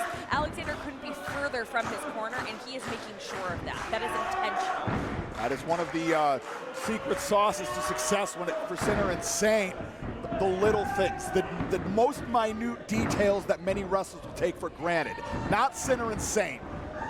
Makes the tag though, does A-Game, flings his entire body, and in comes the big Bison. Kwesi Asante. This Bison's got some acceleration to go at that top speed. And now, twirls into the kick. The DDT delivered from Williams on Icarus. Deep hook! Only two. Judas Icarus is still in this. Kwesi Asante trying to stay centered, trying to keep the spirits at bay. Yeah, can't let himself be deflated, can't let the spirits take completely over with their dismay. Has to stay focused. Now the fireman's carry. Icarus now. Airplane spin. Plane was nearly in a nosedive, but Judas Icarus elbowing out of harm's way, lowering, oh my God! That power, but now fingers up the nostrils of Kwesi Asante. Hey, hey. And now the tag to Travis Williams, the Saints of Sinner and Saint, but now The elbow assisted by Icarus, and what a combo here. The Yakuza kick, the penalty kick, senton, and rolls his way on into the suplex position. Consider that brain busted! Seamless fluidity right into that cover. A-Game was trying to maybe launch himself, got tangled in the ropes, and thankfully Quasi was able to kick out of his own volition.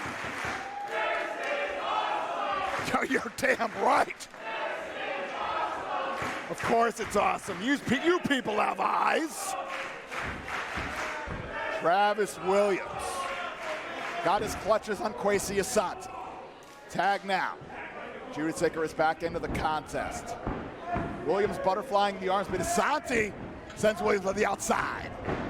Judas now trying to put the brakes on Quasi so he can't make it to A-Game. And as the two jockey for position and power. Icarus now, the lifter finds home. Asante on rubber legs, the tag now. Travis Williams looking for that butterfly again, but the back body drop now. Icarus now full head of steam. Neutralized by Quasi, who makes the tag to A-Game Alexander. A-Game's already absorbed a lot of punishment in this contest, but a brief respite can make all the difference if you're a combatant like A-Game Alexander, now changing levels, showing off the hand speed. Able to power up those reserves with a fitting back fist. Now the handspring, nobody home on the lariat. Asante back into the contest. Round we go, the handspring out of Asante, lariat into that German suplex, the bridge. Broken up.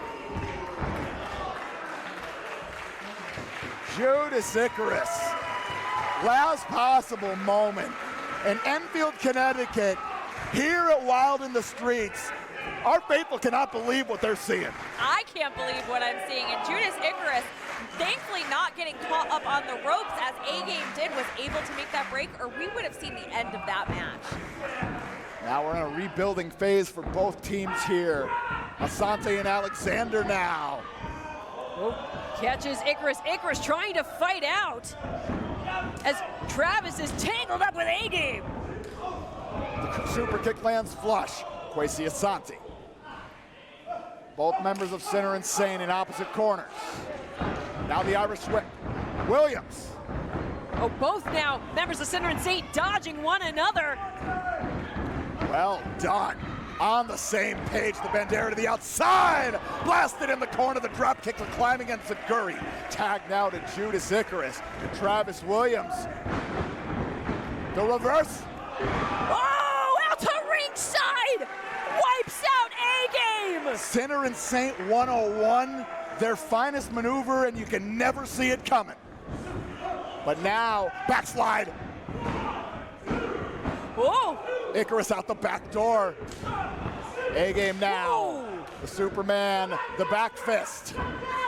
ACS, wait a second, the shoulders of A-Game are down. Oh, just barely able to untangle. Oh, that high spinning kick connects to Travis Williams and A-Game.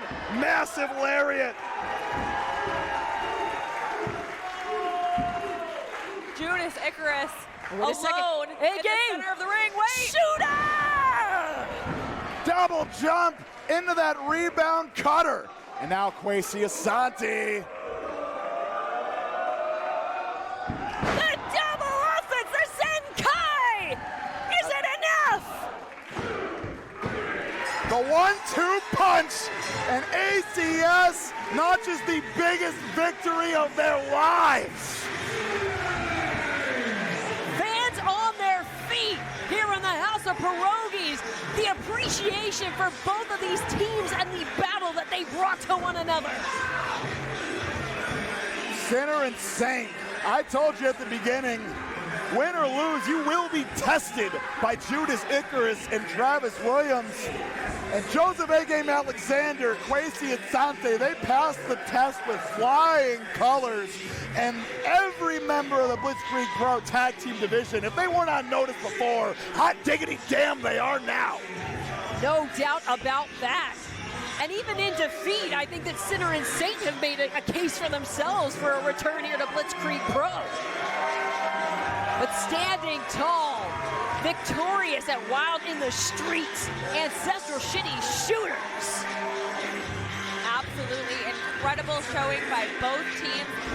You said it before, Johnny, we are looking at the future right here in front of us. We're living up to the title of this event, folks. It's been wild in the streets here all night in Enfield, Connecticut, Thompson Hall.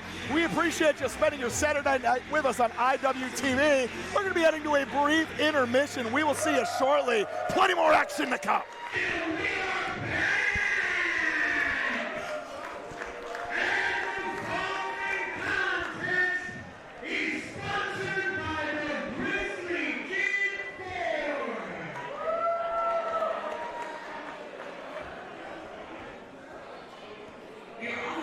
Second half action coming at you here at Blitzkrieg Pros, wild in the streets.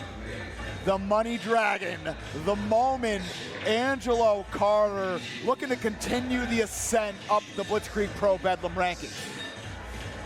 You know, Torres, Angelo Carter in this season of keeping up with the Dragon has just been on such an evolutionary path. Keeps up in the ante for themselves, day by day, match by match.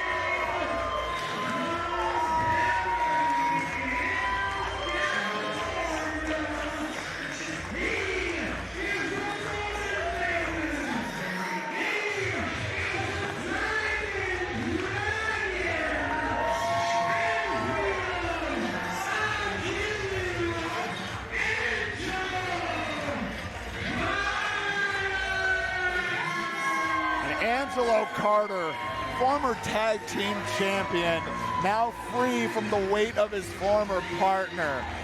Able to fully extend those wings, take flight like the dragon that Angelo is. But this is a tall test tonight for Angelo Carter. Angelo Carter has had his lengthy tenure here in Blitzkrieg Pro, but his opponent tonight, nearly a day one guy with Blitzkrieg Pro. Fun fact about the mind eraser, Mike Graca, his first singles match opponent was me. No way. About half an hour south of here. Mike Graca has gone through many a transformation. I've had the front row seat for this. Many a transformation into his current iteration. The most recent catalyst for such a transformation, a lengthy and grisly injury that kept him on the shelf for the better part of a year. Returning now here in Enfield, Connecticut. He's back with a vengeance.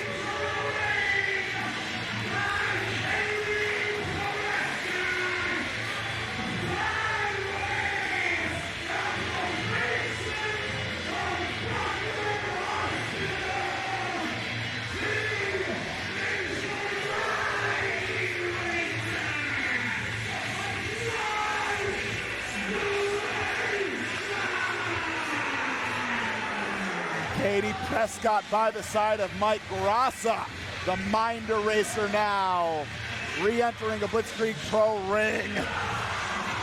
If Graca's unorthodox style and that bounce back from injury didn't have enough danger behind him, Katie Prescott being in his corner is another force to be reckoned with. No doubt about it. Katie Prescott wills on the mind eraser, acts as sort of source of power, if you will. And we've got a pair of unorthodox offensive toolboxes here in Angelo Carter and Mike Graca. And for Angelo Carter, I had the pleasure of catching up with the Diamond Dragon, quite literally, ahead of this matchup. Oh, geez! Wasting no time as Mike Graca. Angelo Carter said, no one is on my level. And I believe that would include Mike Graca. Carrying that confidence has gotten Angelo Carter so far thus far and will continue to propel the Dragon further. But now Mike Graca. Mike Graca looking to pick up where he left off. We talk about, too, having to be on the shelf for months and months. That can play such a mind game as well as the physical recovery. There is a big mental aspect to it. There's a feeling of having lost time and how you make up for that absence. It can be disenchanting. It can be motivating. We're going to find out which effect was greater on the mind eraser, who now building up steam off the ropes. Angelo Carter steps off into the flying head scissors. Incredible agility from the Diamond Dragon in the early moments of this matchup. Angelo Carter stays in the lab. The thrust is a must if you're the Dragon. Angelo did say they're the absolute baddest, and no one can touch them. Nobody home now on that flying elbow. Graca coming in hot. The Bandera to the outside goes Graca, but catches the punch, returns fire. Heavy landing on the shoulder. But Angelo Carter putting the brakes on, trying to miss that major impact. Now the blow to the midsection, and now repeatedly sending Mike Graca head first off that top turnbuckle. Yeah, forced to eat that turnbuckle is Mike Graca. As Angelo Carter now meets the mind eraser at ringside. Heading to the floor, and Mike Graca, it should be known, very dangerous on the floor. Former member of the New Gore Order. And now Mike Graca, tie clinch locked in, sending Angelo Carter, wait a minute. Spins all the way through, builds up that momentum. Kick colliding with the side of the temple. Now it's Graca sent back into the ring, and Angelo Carter in the driver's seat, but now Graca rolls back out, catching a second wind here. And being egged on by Katie Prescott, who, wait a second, stands in the line of fire. Makes the climb on behalf of the mind eraser. And we are, oh God, that was getting sassy. And now Mike Graca blasts Angelo Carter back of the head, and now Mike Graca in the driver's seat. Bearing down the brunt of his weight, working right within Wildosian's count there. Even after this bout is over, I gotta believe that war of words between Angelo Carter and Katie Prescott's gonna continue. We're gonna need security on high alert. In the locker room, on social media, what have you. Angelo Carter now trying to rally back. Sticks the knife edge chops, the pair, with Graca going to the eyes. Obscuring the vision of the Diamond Dragon. Now opening up the chest once more. But finger licking good for the Diamond Dragon, says give me some more, and Mike Graca delivering. I don't know if that was exactly what Angelo was asking for. Yeah, no doubt about it. Mike Graca wasn't looking to will on the Money Dragon, the Diamond Dragon, Angelo Carter. Wanted to put the brakes on, did just that, and now the snapmare. Graca off the ropes, drops that elbow right on the nose. Only two for Angelo Carter. Angelo Carter now. That was nearly a knockout shot, the elbow right across the jaw there. Mike Graca. The Dragon swept off his feet, straight into the turnbuckle. Face first, sudden stop. And now Graca, leg hooked. Now wearing down Angelo Carter. You force those repeated kick out attempts. It's gonna drain that energy. But it's also seeming to make Mike Graca more and more frustrated, and as that fury boils, it's allowing Angelo Carter to get some wind in the sails. Wait a second. And the big right connects. Just that quickly, momentum shifts. Corner to corner with the Irish whip. Oh. Angelo's heel flung up with the sheer force of that blow. There's a heavy collision. Now Graca pondering the next move. A massive array of high impact maneuvers in the toolbox of Mike Graca. Got to keep an eye out. But now the reversal of fortunes. That Irish whip now. Angelo Carter coming in. Nobody home in the big right though. But Angelo Carter notably nursing the small of the back as well. Trying to barrel in, but can't get the full force. Famous words from Mike Graca. Stopped cold by the super kick. And Angelo Carter, while they can't make their way to the pin, at least able to get some valuable recovery time. I definitely saw a few smiles from the BP faithful when they heard if he dies for the first time in nearly a year. But now we're back at base camp. Graca, Carter bringing the thunder to one another here at Blitzkrieg Pros Wild in the Streets.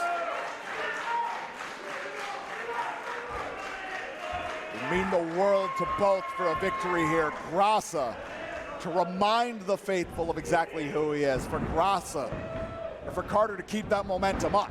Now ducks out of the way, the clothesline. Pulls over Graca. Carter, the steamboat chop. Catches the boot and drives the knee right to the face. Changing levels with the kick-based offense. Tripped up by Angelo Carter. Smile pretty for the camera. Front sweep locked in. Angelo knows his angles, and that was a great angle on that low drop kick. Not going for the cover here, but may have something more devastating in mind. Angelo rallies the Blitzkrieg faithful, brandishing that knee. And this has gone both ways for Angelo Carter in the past, coming in hot. Nobody home on that knee strike, that inverted shining wizard, if you will. On here, keep an eye on this. Mike Graca looking to erase the mind. But Angelo Carter climbs into the enziguri. Carter now, whip reverse, sent off the ropes, ducks low, weaves around, and is planted face first. Graca, dangerous one to attempt the flying head scissors on, and now, busted that neck. No way to defend against that maneuver. A Mike Graca original, but only good for two. As Angelo Carter digging deep on that kick out. Got to imagine, is that leaving Mike Graca questioning, feeling deflated as Angelo Carter stays in this matchup? In the back of my mind, there's one pile driver that I do wonder if we're going to see from Mike Graca tonight, if he's thinking that exact thing. If Angelo Carter had that on the mind, rolling to the apron to try to avoid such a thing. Was now. Oh, no. Ropes as leverage. Keep an eye on this, folks. Oh, Angelo Carter had it scouted. Prawn hold! 2 count only. Yeah, 2 at 7/8 right there. Carter flies on in, variation of the hidden blade. Angelo Carter now picking up more steam. Springs off the ropes. Finds home with the crusher. And getting the mind eraser into position. Katie Prescott. Gonna over-rotate that DDT. Oh. Near collision with Katie Prescott. The war continues. Oh, and an actual collision with Katie Prescott from Mike Graca. Wait. What the hell is this? Masked figure. Oh no, sends Angelo Carter off the top rope. Now the Yakuza kick connects. That's Kirby Wackerman. Kirby Wackerman coming to the aid of Mike Graca, and now that Fire Thunder driver hung up to dry across the ropes. As Will Dozier was checking on Katie Prescott. Hold on now, the cover, and that's it. That pile driver, that very one that I had mentioned minutes ago. Might as well count to 10, 15, 20 if Graca lands that.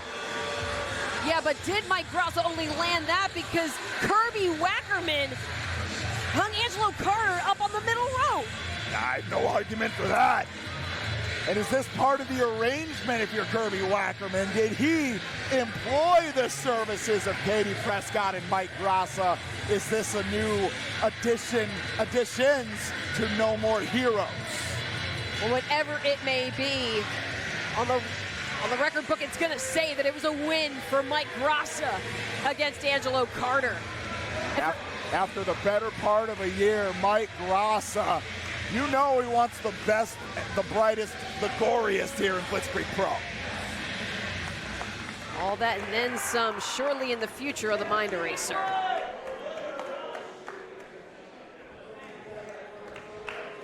Round two.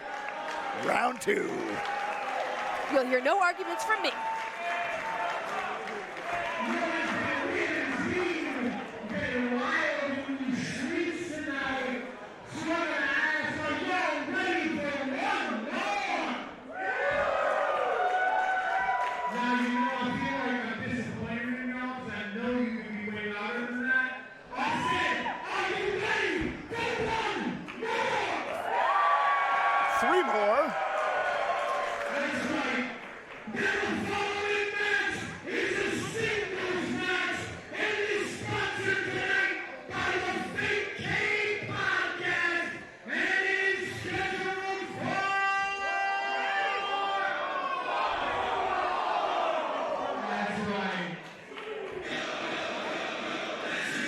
Round 2, batters up. These are 2 Lord of the Rings. These are 2 towers. How fitting is it?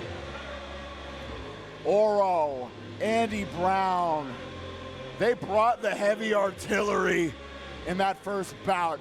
And Blitzkrieg Pro Brass, they heard us on the call. They're running it back. Because if there's anything that we were ready for, it was one more singles match between Oro and Andy Brown, 2 seasoned veterans in their respective crafts.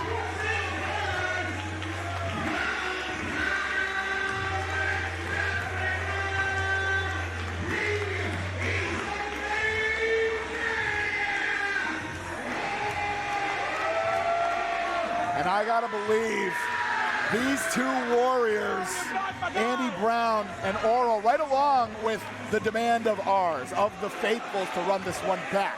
For Oro, testing his mettle, testing the waters of the independent wrestling circuit. What better welcoming committee can you ask for than Thick Daddy Andy Brown? And if you're Andy Brown, testing your mettle against somebody fresh off the national, the global stage in Oro, this is the definition of iron sharpening iron. There is no doubt about that. And I think that there was such a mutual appreciation for the fight that they brought one another at our last event. And it is one of those things we ask for one more time. Sometimes you get it. The main man has made his presence known. And now Enfield, now Blitzkrieg Pro, Daddy's home.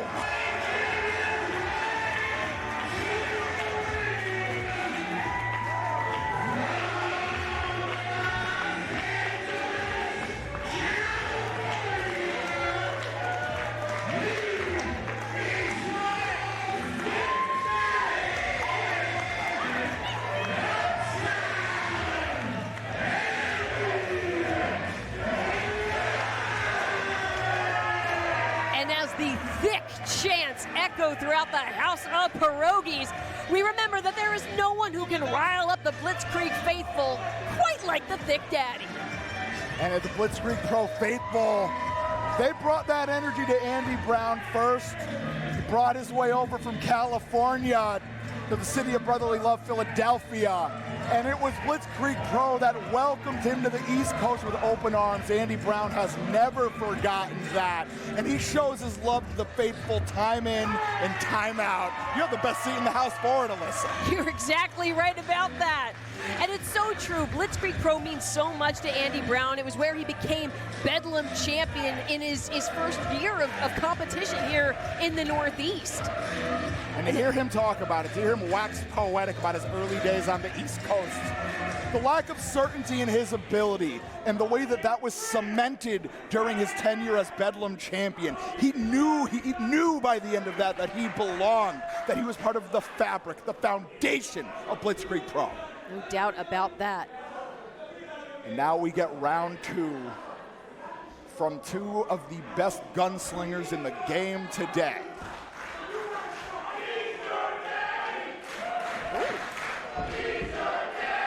And more recently, Oro has been welcomed to Blitzkrieg Pro with open arms by our Blitzkrieg faithful. But they know who Daddy is.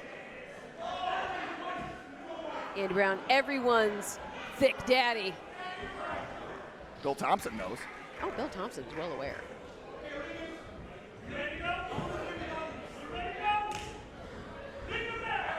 Bell rings, we are off.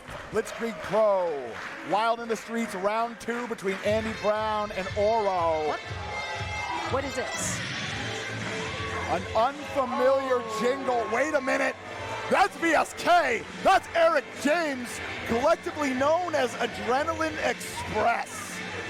And now typically, new tandems, they have difficulty finding their traction in Blitzkrieg Pro, but VSK is a former Bedlam champion. These two are ready to take each other to the point of no return. VSK, a former tag team wrestler in Massage NV. I mean, your guess is as good as ours, Oro. We don't. It's not on my sheet, pal. I don't know what to tell you. But VSK, Eric James, Adrenaline Express, they are moving their hips all around ringside. Andy Brown and Oro, they don't know what to make of this. Yes, certainly. I think at first the music might have been moving them a little bit, but now there's just a general confusion as to what Adrenaline Express is doing out here. Well, the faithful seem to be enjoying this tune.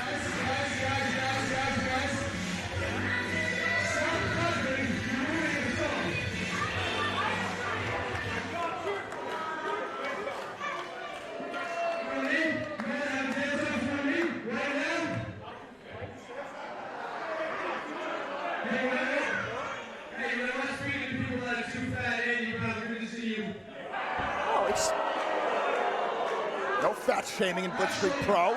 He's thick. You know what, you're right. Thick shaming. Last time I saw you, I believe the last time I saw you, you had the Bedlam championship around your waist.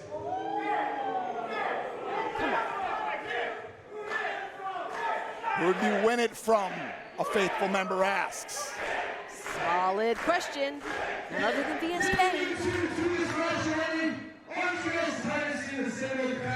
Do we really need to see this again?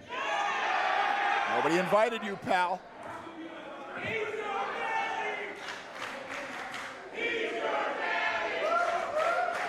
Quite literally. Fatalitied VSK right out of Blitzkrieg Pro for an extended period of time. It's true. VSK and myself were back there. We were deciding when's the right time to strike tonight. So we figured, why not come out here with a free with the pink hair and the gyrating bald man were out here. But then, just then, as we're coming down the stairs and looking around, and he gets a lot worse looking at you fat piece of crap. Shut up! We're in Enfield, Connecticut, so I think myself and VSK and we're gonna bite the bullet. We've made a bad choice. We're just gonna get out of here. Oh, thank God. Yeah, please, do us all a favor. So rude. All right, hold on. Thick Daddy, tell us how you feel.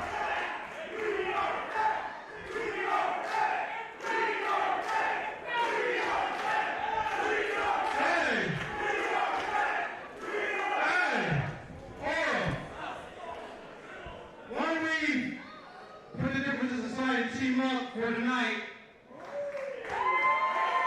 Hey! And y'all two, shut your bitch asses up. I'll beat your ass once for the title.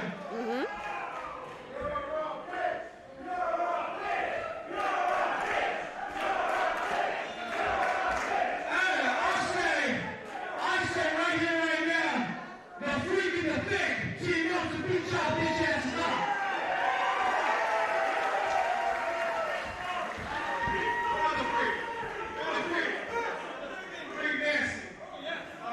I don't know about that. Hold on now. Well, a new alliance formed. Andy Brown and Oro.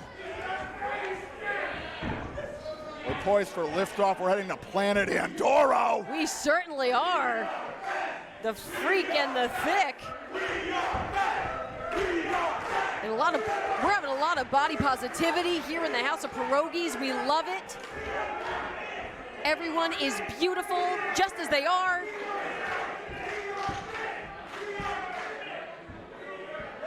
And BSK and Eric James, they weren't quite counting on the way that Oro and Andy Brown quickly agreed to form this alliance. They thought that there might be some hesitation. But Oro and Andy Brown, they're ready to go. 100%, because even, and Oro rubbing Andy Brown's head for good luck. Oh, yeah. This tag team chemistry is already building. I was gonna say, there was already a lot of mutual respect between Oro and Andy Brown after their singles match. Now Andy Brown and Eric James starting things off, and Eric James buries a boot to the midsection of Thick Daddy Andy Brown. Brown now shoves James off the ropes, barrels into like a brick house. Popping the pecs, showing off the gains. He is too thick. What's he gonna do? In the shape of his life. Off the heels of a long layoff, he's come back faster, stronger than ever. Now nobody on the clothesline. Back elbow now. Wait a minute. Ooh, looking for the pounce, but caught off guard. Drilled him with the knife edge chop.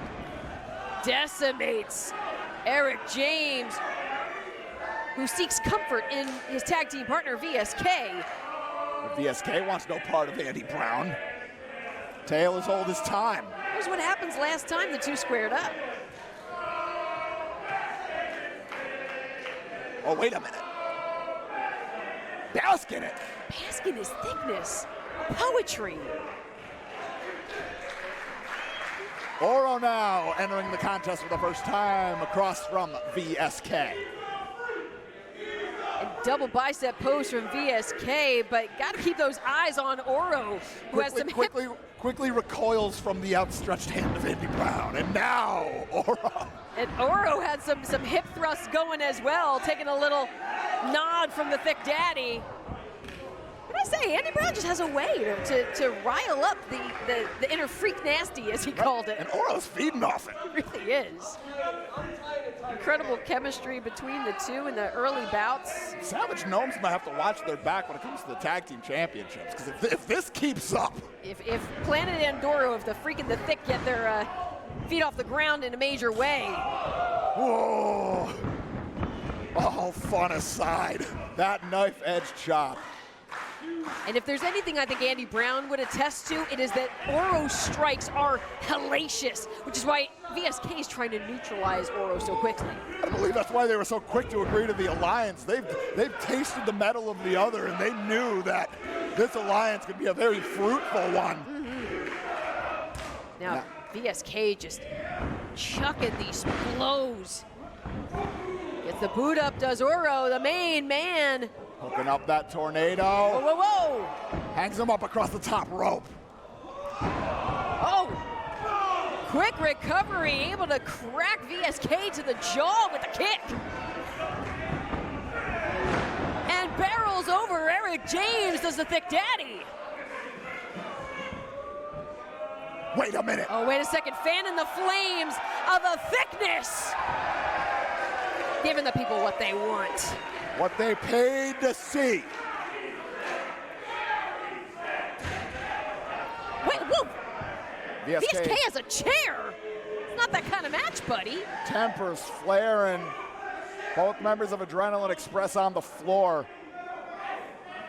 They don't want any part of the orbit of Planet Andorro. Certainly not. The gravitational pull. Too much for Adrenaline Express.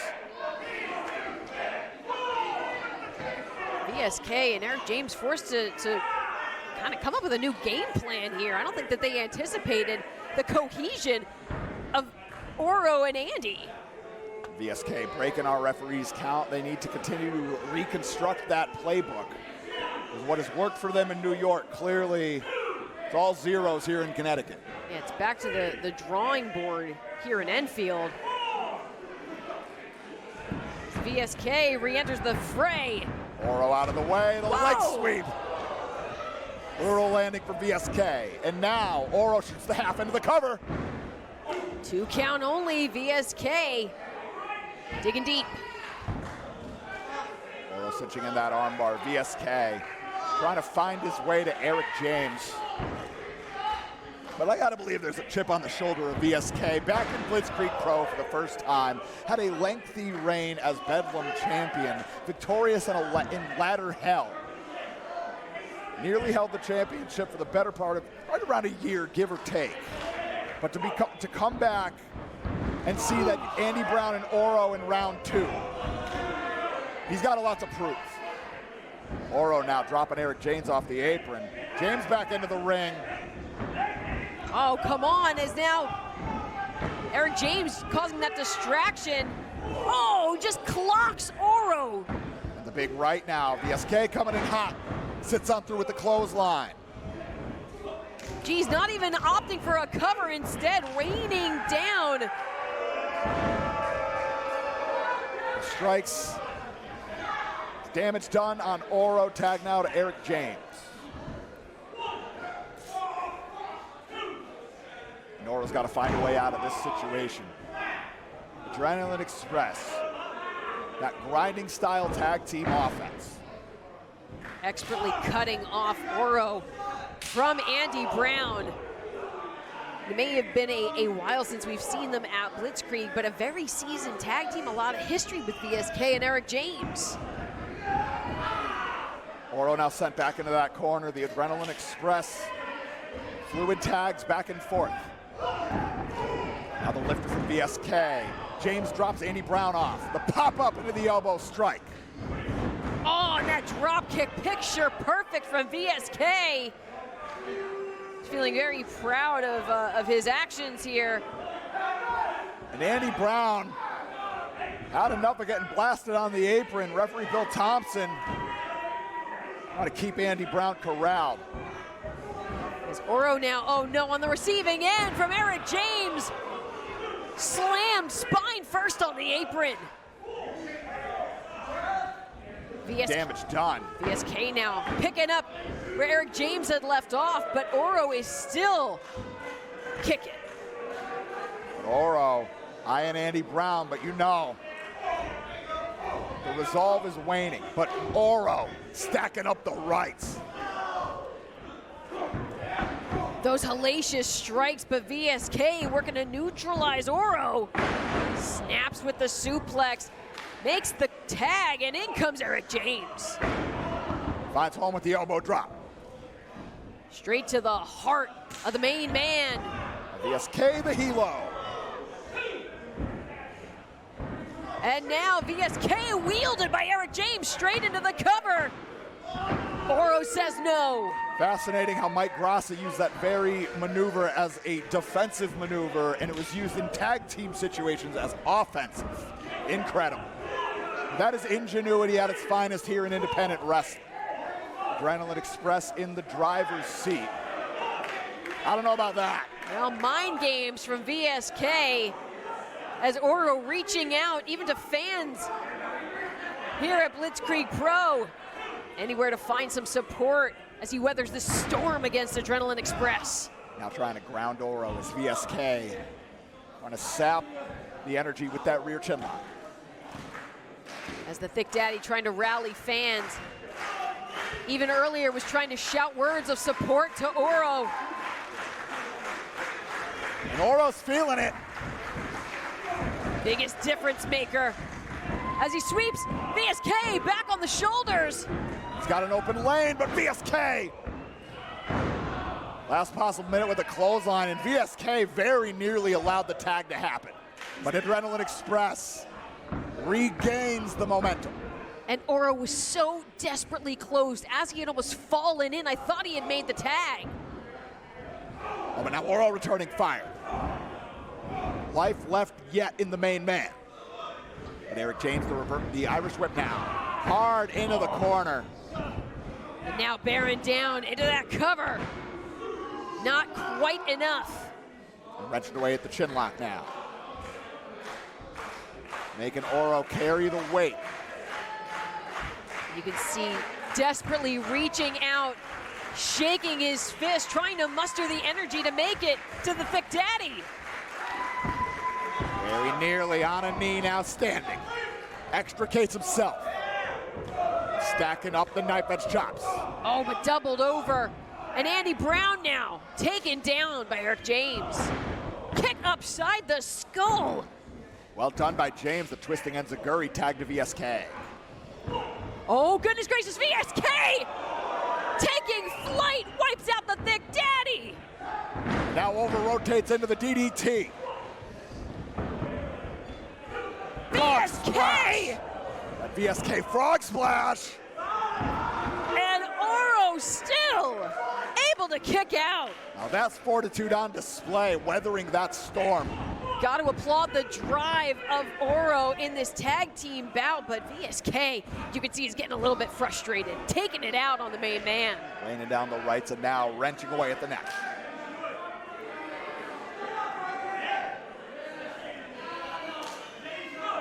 Looks like VSK's trying to separate Oro's head from his shoulders. But now a fistful of air dragging VSK back down. Oro now trying to rally up. VSK holding on. Grinding into the main man. Driving all his weight. But jaw jacked and then spiraling back to his corner. Andy Brown still recovering from that tope suicida. Eric James back into the ring now. Double Irish whip. Oh, Oro able to put the brakes on. VSK sent to the apron. Oh, and an incidental contact. Eric James wipes out VSK. Oh, from overhead. A flipping axe kick variant. And Oro reaching out, Andy Brown barely making it back to his corner. Here we go! Thick Daddy Andy Brown. We're uptown now in Enfield, folks. Bringing all of that energy, all of that thick power. And now spine on the pine with the spine buster. Tail as old as time for Andy Brown. Oh, and a boot right to the mush. And now, oh God. Oh, that is one thick daddy senton. Into the cover, waste no time, but Eric James keeps it alive for Adrenaline Express. Perfected on a diving board, I gotta believe. His pain in perfecting it is his opponent's pain now. And Andy Brown, we know that thick daddy senton. That's a big phase shifter into what's to come. Wait a second, VSK with his grasp on the ankle of the thick daddy. James finds home with the super kick. Oro still rebuilding. VSK stepping off that bottom rope, but Andy Brown pops the hips. Flings him overhead, and the tag made behind the back. Oro with a bit of recovery time. Andy Brown springing off. Rebounds into the cutter. And Oro the dragon suplex. Shoulders are down. VSK, though, breaks it up.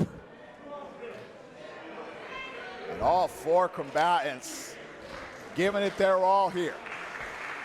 Everybody worse for wear in this situation.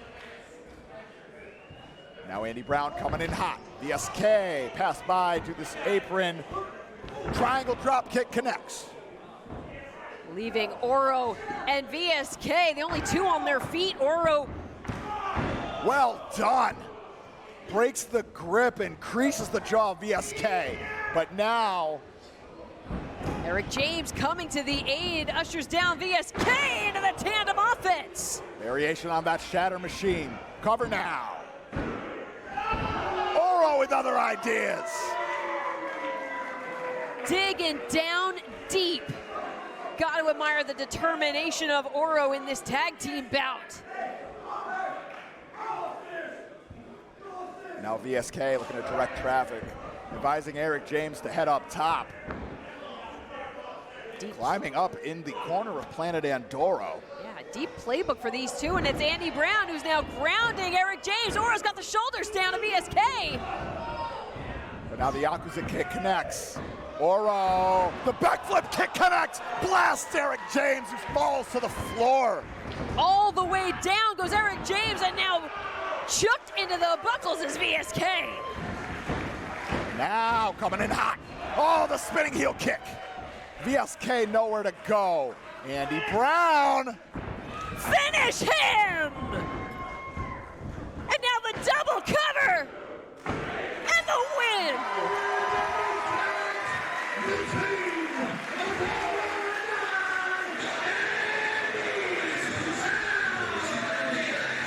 Incredible.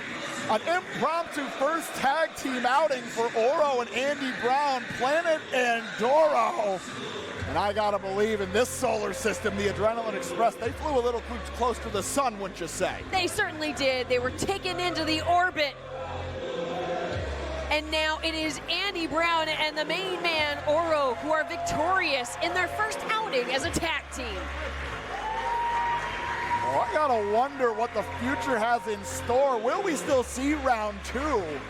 Or will this tag team alliance forge on here at Blitzkrieg Pro? We have seen nothing if not impressive bout after impressive bout in the tag team division. Andy Brown trying to get a hip swivel out of Oro. Show him how it's done, and there it is. Hey, got a little carried away. Planet Andorra taking it all the way around the sun, I'd say. Cooking here, Andy Brown and Oro, it's all good vibes here at Blitzkrieg Pros, wild in the streets. It just gets wilder with every passing bout. Speaking of wild, would you like some Bedlam to go with your wild? Because we've got that right in store for you. Big Phil gonna tell you more about it. We are not stopping yet. The following contest is sponsored by Ancestral Wellness and is for the Blitzkrieg Bedlam Championship. Blitzkrieg Pro Bedlam Championship action coming at ya. Number one dojo's finest export, Ichiban. As familiar as it gets to the longtime viewers of Blitzkrieg Pro, Ichiban stepping up to the plate, and his opponent, our defending champion. Since day one for both Ichiban and our champ, Sammy Diaz, they have been beating each other's high scores. It's been a non-stop game of horse, if you will, between these two. So much shared history. When we talk about people who know one another inside, outside, upside down, and backwards. Over the course of their career, so many parallels between Sammy Diaz and Ichiban. And now, getting to see the combatants that they are at this stage in the game. And with the most precious prize, the Bedlam Championship on the line, it sweetens the deal that much more. And both of these two, we know, are renowned belt collectors in their own right. Oh, yeah. This one, however, is a matter of pride on multiple levels. Both of these two proudly represent this region of Connecticut. To be able to bring home the flagship championship for your region is another level of pride. On top of that, I gotta believe the barbs will be a-flying over at the Test of Strength locker room as both of these two members of that coaching staff. And now, our champion.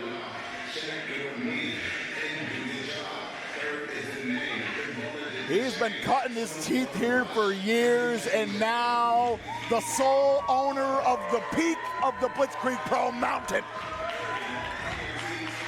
Sammy Diaz. That gold around the waist of top 5, dead or alive. He knows what it took him to scale to the top of this mountain, and one might argue that there were some questionable behaviors, but you can't deny the talent of Sammy Diaz, and he keeps, you said, he keeps upping his own high score too. He keeps, I think, setting new goals for himself that he's been blowing out of the water.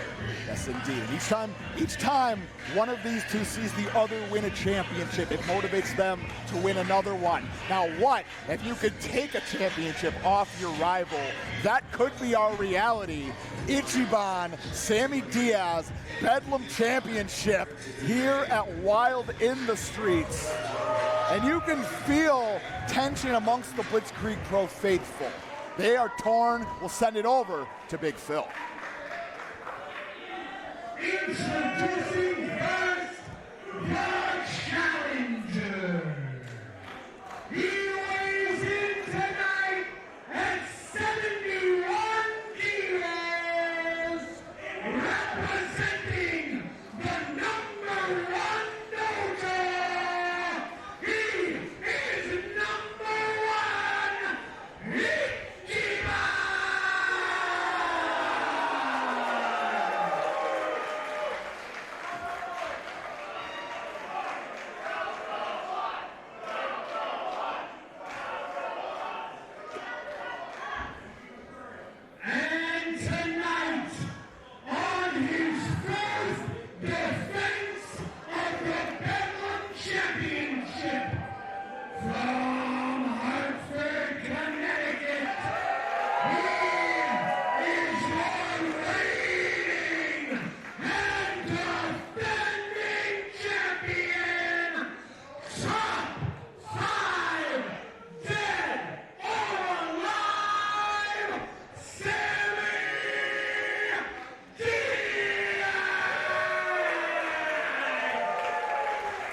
The premier prime number in Blitzkrieg Pro, top 5, dead or alive, Sammy Diaz puts his Bedlam championship on the line against potentially his greatest rival ever, Ichiban #1. And as I said before, the faithful's torn. Yeah, and it's hard not to be, because I think especially like you said, in this area, both of these two have been such fixtures throughout the Northeast, throughout especially this pocket of Connecticut. It's another level of pride on the gambling table, so to speak. I mean, when you think about it, for Ichiban, already having that moniker, that belief of being #1, he wants the gold here at Blitzkrieg to prove it. No doubt, Alyssa. Even these two, you can see that there's a brief moment, a hiccup of hesitation between these two because of that familiarity. And I think sometimes familiarity can lead one to overplan, to over-strategize, because you're trying to anticipate what your opponent's going to do. The physical tangibles, they're both practically evenly matched. Two of the fastest in the game today. Gifted phase shifters, they can fly, they can get it done on the ground, they can strike with the best of them. Top wrist lock now from Sammy Diaz. So incredibly versatile, so daring as well. Agility like you wouldn't believe. And Ichiban, champion in his own right in the world of amateur collegiate wrestling. Very gifted combatant on the mats. In the air, as we're seeing. Now the leapfrog, the drop down to Sammy Diaz. Yeah. It's what I'm saying about, it's what I was saying about that never-ending game of horse. Anything you can do, I can do better. Whoa! I can do anything better than you. No, you can't. Arm drags. Like sweep of the legs. Ichiban lateral press, nothing doing. Sweep of the legs from Diaz now. Once again, not even to a 1. Out of the way of the head kick. Ichiban wants the back body drop. Sammy Diaz, other ideas. Back roll out of Ichiban. Cartwheels galore. Looking to fly into that. Cradle shock. Nothing doing on 1 and done. Nothing doing on the cradle shock. The clothesline. Nobody home on the leg drop. Nobody home on the PK. Tips back Diaz. Rolls all the way through it. Jackknife cover, wait a second, bridges out. What's the backslide now? But Sammy Diaz rolls out the back door.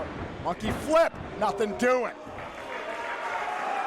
Finger to the sky, we're at a standstill. They went for their greatest maneuvers. They went for setups for their combos, and they had each other's setups scouted. Never mind the door closer of the combo. This is familiarity. And that was some dizzying combat. And you gotta wonder, when it was the last two of them at a given evening at Test of Strength Wrestling Dojo, how long they would go for clashing rapiers, bringing each other up to the next tier. We are seeing that firsthand here tonight. Sammy Diaz now off the Greco-Roman knuckle lock. Keeps the fingers laced. Bridging out now to, oh wait, forcing down but raising the hips again. Now that neck strength of Ichiban on another level. Ichiban springs up to the top. And balancing himself off the body of Diaz. Whoa, winds all the way through it. Hook screws into the Toreador, and now stepping off the bottom rope. Title crush on the apron for Sammy Diaz. And now Ichiban drilled him. The drop kick in between the top and middle rope. Beating each other's high scores. They're destined to do it forever. And that surge of energy from the index finger of Ichiban. Now Sammy Diaz being sent back in the ring. Ichiban heading up to such great heights. Drilled him. 12-6 on the elbow. Only a 2 count as Sammy Diaz still with the wherewithal to kick out. An argument with Will Dojan and his count. I think Ichiban's arguing the wrong way. He was saying it was a one. And then now, heavy on the shoulders. All right, well, they might be in agreement. Dojin is in agreement now, actually. Very good, very good. Oh, God, open and fire across the chest. Good. Nothing very good about that. Certainly not.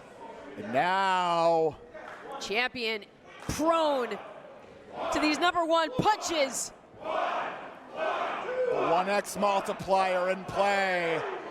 Count to 1, count to 100. Flips off.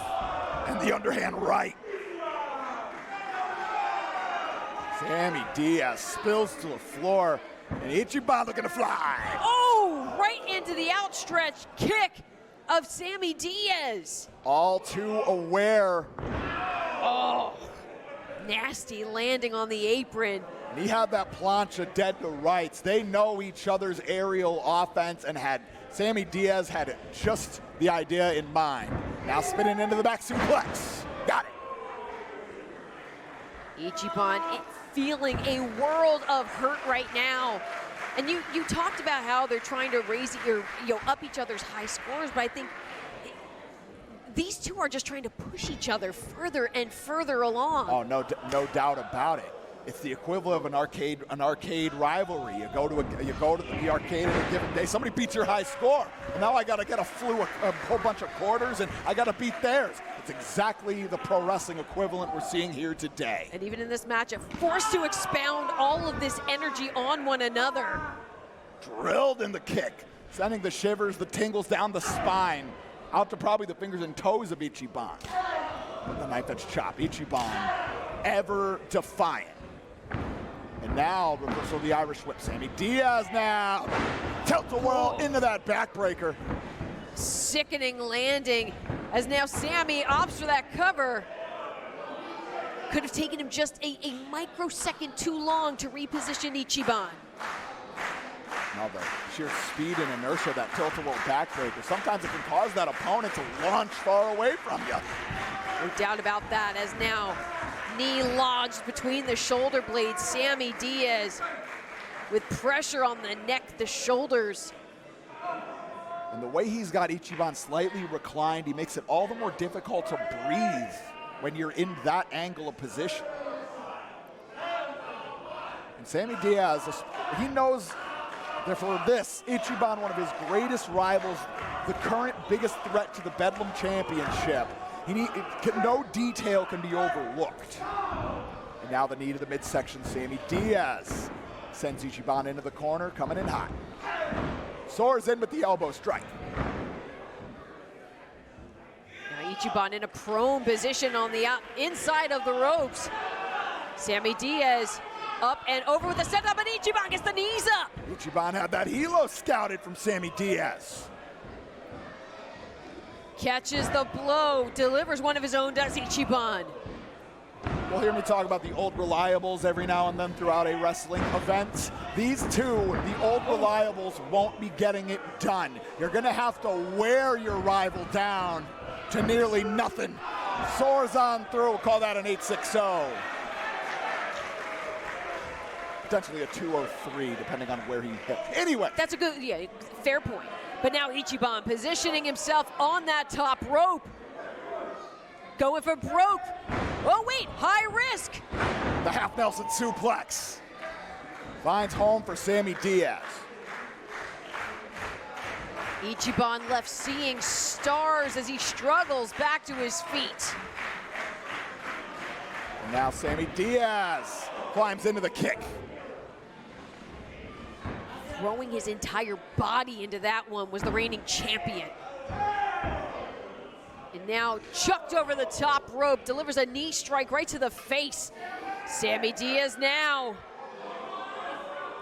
Seen this before. Finds home with that frog splash.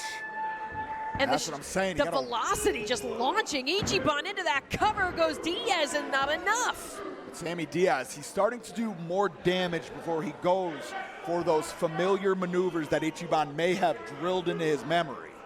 Sammy Diaz making the proper adjustments here, and that may make all the difference here with the Bedlam Championship hanging in the balance. Because at this point, it's not about the talent. It's not even about the wherewithal or the resilience. It's about how you can strategize against an opponent that you know so well. Both of these toolboxes run so deep. Imagine having to have an answer for every question. That's the situation these two, champion and contender, find themselves in. Ichiban stacking up the rights, picking up speed. Sammy Diaz with nowhere to go, reverses the Irish whip though. Sunset flip, Diaz able to roll out, the Texas Cloverleaf hooked up. Seamless fluidity, right into the submission. Very difficult maneuver to keep on for an extended period of time. That deep squat, especially late in a contest, tough to keep on, especially with your opponent pulling you backwards as Ichiban is doing. Army crawling his way, but Sammy Diaz, not one to say die, but he lost the hook there. Yeah, Ichiban with that momentum or the movement, able to get his shoulders back underneath him. Sammy Diaz, but Ichiban out the back door. Rolled up, magnificent transition, steps on in. Sharpshooter, Scorpion deathlock once again. Deep squat employed. Ichiban being pulled backward by Sammy Diaz, but this is a much longer crawl if you're Sammy Diaz. He either has to twist himself, which he's doing right now, and did just that. Because if he had tried to crawl clear across the ring, I don't know if his back would have been able to withstand that. I think you're exactly right. Even the way Sammy Diaz's hand was hovering, shaking over the mat, he might have been considering it for a moment. Well, the damage done. The Cloverleaf, the sharpshooter respectively. But now, Ichiban, the high kick through the ropes, stuns Sammy Diaz. It's Sammy once again, that climbing enziguri. And Ichiban, in a bad way, prone on the top turnbuckle, almost on that post. Sammy Diaz pondering a Frankensteiner. Signs of life, though, from Ichiban. Now, oh God, the two, oh geez, jockeying for position and landing unceremoniously on that top rope is Sammy Diaz. Unbelievable that Sammy Diaz nearly regained his balance. That just goes to show how gifted Sammy Diaz is on his feet. But now, oh my God! The swinging neck breaker from the top rope. And a bit of a sacrifice play, too, as Ichiban also laid out by the sheer force. Ichiban may as well have said, if I'm going to absorb all of this damage, I'm taking you with me. No doubt about that, and it's just how important the stakes are in this match, not just with the Bedlam Championship up for grabs, but just to prove yourself and how far you've come to a man you've known so long. Within your dojo, within your region, there are levels and layers to this Bedlam Championship match. Wild in the streets and then some here in Enfield, Connecticut. Both Ichiban and Diaz making their way to opposite corners. Staring daggers at one another, dodges out of harm's way, does Ichiban. And now the pair of steamboat chops connects. Coming in hot. Handsprings into the back elbow. And Ichiban so fast. Missile drop kick finds home. And with a moment to howl. Points to the sky, that number one. He might be looking for one and done. That flatliner variant. Looking for that, was looking for Ichiban Kai, but legs taken out from underneath him. Sammy Diaz, wait, dodged by Ichiban. Big kick right to the mush. Jumping knees right now. Sammy Diaz puts the brakes on, creased with the super kick. Pop up, wants that power bomb. Oh, golden star, but Ichiban, Hurricanrana, shoulders down. Oh, I thought we could have had a new champ. But Ichiban now, fireman's carry, wait a minute, the legs figure forward, cradle shot! He just pulled out Sammy Diaz's card! And Sammy Diaz weathers the storm. Unbelievable. That's the biggest round in Sammy Diaz's armory. The people know. I gotta believe all of you watching at home on IWTV know too. Ichiban, Sammy Diaz. Champion and challenger dragging each other to the abyss here in Blitzkrieg Pro. Ichiban now pointing to the top turnbuckle. Whoa, but caught as he tries to step over Sammy Diaz. Sammy Diaz. Was that a last gasp of energy? Pointing again skyward is Ichiban. And Diaz again reaching out, grasping at the... Wants no part of Ichiban climbing those top ropes. Oh, breaking the back of Diaz. The defending champion, not in a good way right now. Ichiban, once again, going to high-risk district. Moonsault, but Ichiban. Ichiban Kai! Sammy Diaz pulled it out! But Ichiban's still able to kick out. Now Sammy Diaz. Frog splash! Sinks into that cover to retain, and Ichiban not done yet. Talk about weathering the storm. This storm is just picking up. This tempest has been brewing for years. Destined to do it forever.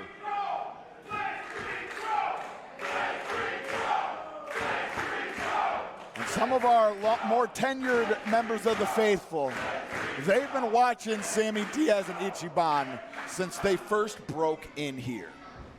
How far they've come. But now Sammy Diaz looking to step off, wants that rebound cutter. But hold on, Ichiban. Diaz out the back door. Nothing Back elbow breaks it up. Ichiban coming in hot. Sammy Diaz out the back door. Power slam finds home. And now we've seen this, that moonsault. But Ichiban's seen it too. That's the problem. Those knees aloft right to the midsection of Sammy Diaz.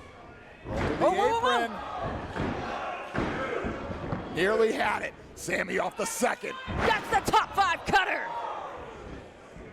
Rebound variant, the cover. And you can see that frustration really mounting now for Sammy Diaz, who thought that was enough to put away Ichiban. No doubt about it. That rebound cutter quickly becoming the official maneuver of Blitzkrieg Pro. Weathering the storm is Ichiban and Sammy Diaz. Ichiban at this point now, I gotta believe this is when you start to travel outside of what's familiar in your repertoire. This is when you start getting riskier, not just by climbing to the top rope, but by trying new things. Exactly, trying to find something in your arsenal or outside of your arsenal that your opponent may not have scouted. But here's one. That cradle shot from Sammy Diaz. He's got Ichiban up for it, but Ichiban, the elbows connecting with the jaw of Sammy Diaz. Trying to anchor himself against that top rope was Ichiban. And now the poison rana! Diaz spills to the floor just off the sheer force, and Ichiban, the Bacon Hero! As champion and challenger laid out on the hardwood floor. Where do we go from here? We may be heading to a double countout. With all they've been through in this championship battle, how are they still rising? It's Ichiban chucking the champion into the ring. But now stepping off, Ichi Destroyer! Ichiban!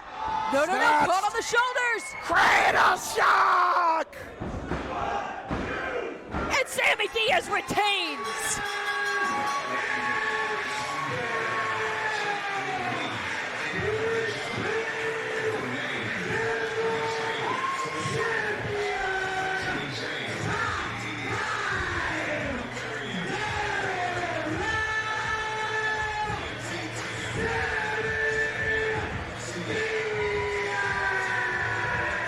Sammy Diaz, within this championship defense, he just endured the wrestling equivalent of walking through fire. No doubt about that. Tested his mettle against a man with such familiarity, and at moments, Torres, it looked like we could have been seeing a new Bedlam champion. Impressive as ever showing from Ichiban here tonight, but it is Sammy Diaz, victorious and still Bedlam champion. A powerful notch on the belt for Sammy Diaz. Some serious bragging rights earned for it. Hold on a second now. Sammy Diaz, that Bedlam championship placed on the corner. Yeah, no doubt about it. Cut from similar cloths. That sign of respect, the outraged hand.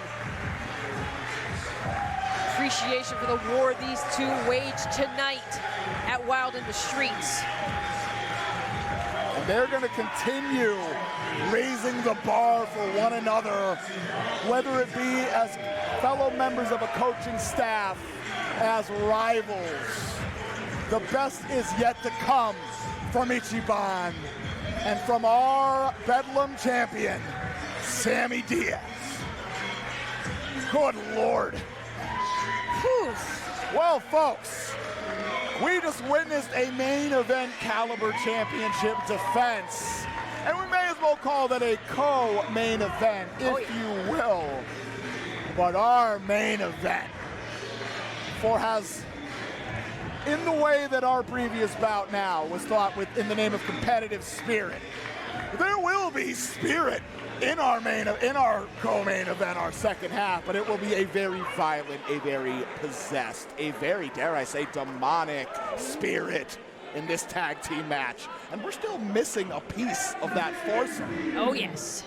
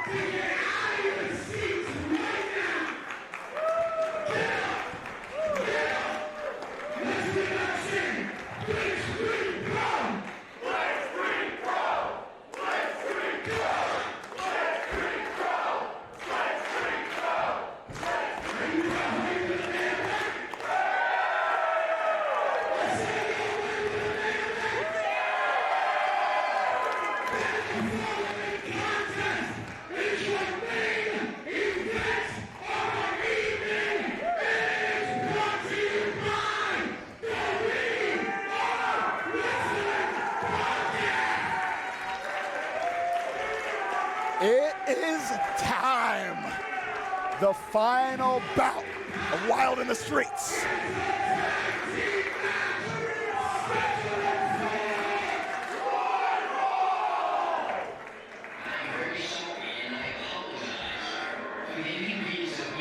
And as you said, we still don't know the full landscape of this matchup, but we know half in the form of Zachary Wentz and Priscilla Kelly.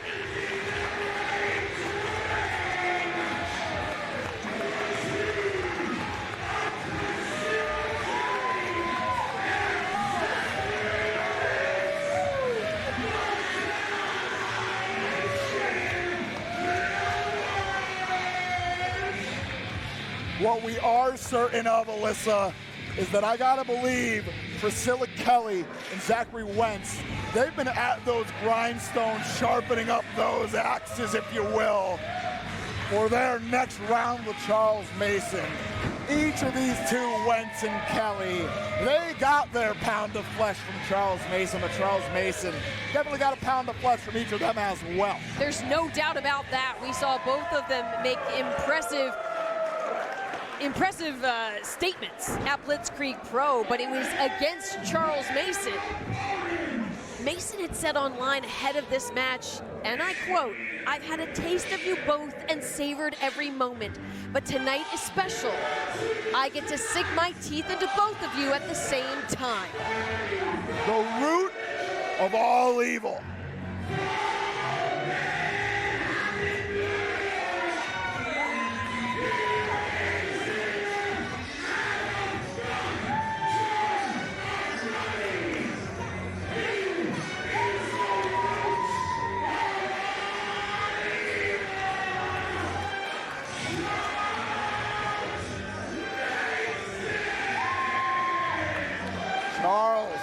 Mason. Stacks on stacks on stacks when it comes to the billfold of the root of all evil. Residences in the Gold Coast, Australia, in the French Alps. And now residing in his autumn home in Manhattan, gracing us with his presence here in Enfield, Connecticut. But he's alone for the moment. We expected him to be flanked by some depraved individual, someone with a bloodlust that can even somewhat measure up to Charles Mason, current House of Glory Wrestling World Heavyweight Champion. He can get it done, love him or hate him, in any environment. And Kelly and Wentz, they know firsthand how careful they have to be with Charles Mason. What's so chilling, Torres, is that we're going to hear from Mason about someone that's, I guess, a kindred spirit of his. Someone that's aligned enough to tag with him. Mason has the mic. I've been waiting for this night for a long time now. Looking for someone just as ruthless as I am. Someone just as sadistic as I am. And I found him. Oh! His name is Slade. And he's right behind you. Oh, it's like a horror movie villain. Don't look behind you. There's Slade. Oh, Slade recently has returned to the realm of professional wrestling under the employ of Charles Mason. Slade and Mason go way back. Oh, this is not good for Zachary Wentz or Priscilla Kelly. Zachary Wentz may not be making it to Bound for Glory in Lowell on Sunday. Was Slade now just barreling in to Wentz. Mason dragging Kelly. Yes, indeed. Mason and Slade. Slade doesn't have to learn much. He already knows the playbook of Charles Mason. He knows what his role is. Mason uncorking with the knife edge chop. That's what's so sinister about these two, is how much on the same page they are. I don't imagine it took much convincing for Slade to join in as a partner here in our Wild in the Streets main event. This is the bout that this show was titled after, because we knew how wild it'd be getting. Wild in the streets, wild in the Pierogi Palace, as Priscilla Kelly, she's being choked over the railing. That reign of terror cinched in from over the railing, and Zachary Wentz coming to the aid of Priscilla Kelly. And Mason now to spill down the steps. Oh, hold on a second. What does Mason have in mind? From the landing of the stairs, wipes out. Zachary Wentz, unbelievable cross body from the railing. Slade down, but for how long? And now, you gotta believe attention has turned to Mason, or the true target for Wentz and Kelly in this situation. Yeah, Mason definitely, not coming into this 100% either after a hellacious bout at House of Glory, but said he savors that kind of pain. Yeah, I'm frankly amazed he made it here today. Him and Doris nearly killed each other. But now Mason, he thrives on both dishing out and absorbing that punishment. So on the other hand, he's probably all the more excited about today's bout. These are the moments, these are the kinds of matches that I think really light a fire for Charles Mason. Charles Mason, the spike pile driver from Slade and Charles Mason on the floor. Mason very well acquainted with the booth, the concession stand that came into play when he stepped into the ring against Cruel in his debut here at Blitzkrieg Pro. Now it's Slade with fistfuls of Priscilla Kelly's hair.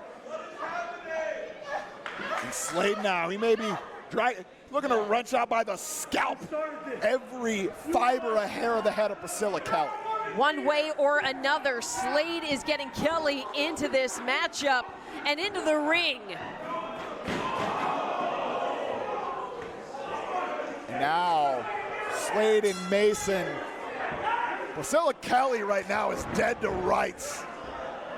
As now the bell officially sounds to kick off this matchup. Oh God, and now Charles Mason and Slade. This is no longer a tag team contest. This is a day at the buffet.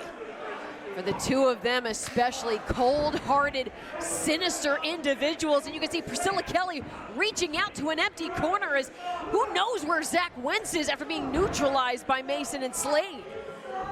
Priscilla Kelly. And Mason now, the urgency has left. Charles Mason now is going to look to take his time.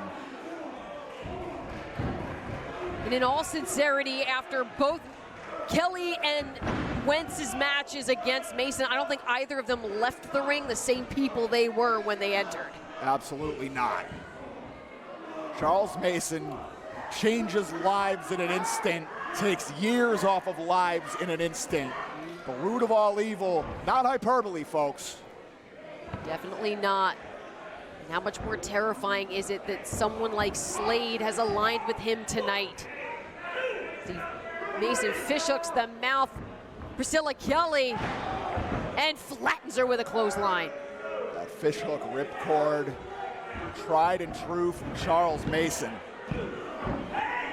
And on top of that, you had mentioned before how terrifying it must be that Slade has decided to team up with Charles Mason, throw his hat in the ring, to defer to the leadership of Charles Mason. Slade, who before this alliance marched solely to the beat of his own drum.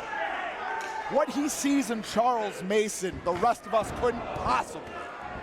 But now Charles Mason uncorking with the knife edge chop. Zachary Wentz scratching and clawing his way back to ringside. And Kelly losing some sections of hair after being stood on by Mason, able to crack a kick to the forehead. Oh, and Wentz. Reaching out is Priscilla Kelly, and Slade drags Wentz down again. Finely tuned, bloodletting machine that is Slade and Charles Mason. Slade knew exactly what to do. Didn't even need the direction from Mason at that point. That's because Slade is aligned with the vision of Charles Mason. The vision, the playbook, on the same page in every sense of the word. And now Slade, the legal combatant here, Priscilla Kelly. Look at the eyes of Slade, aglow with the promise of violence. Oh, those are picking up steam from Priscilla Kelly. Throwing this flurry, but decked by Slade. I know that violence has a way of waking up the inner demon, if you will, of Priscilla Kelly, but my word, Slade just performed an impromptu exorcism. Certainly did, and it was ahead of Mason's match with Priscilla Kelly that he said that he wanted to tap into that beastly nature of Priscilla. He feeds off it. Charles Mason. Now the rib buster, stomach breaker, if you will. Telling Zachary Wentz to look at her, look at what I'm doing to her. But wait a minute, Priscilla Kelly able to flip out into that stunner, tagged out of Zachary Wentz, legal for the first time in our Wild in the Streets main event, taking it to Slade. Slade now able to reverse the Irish whip.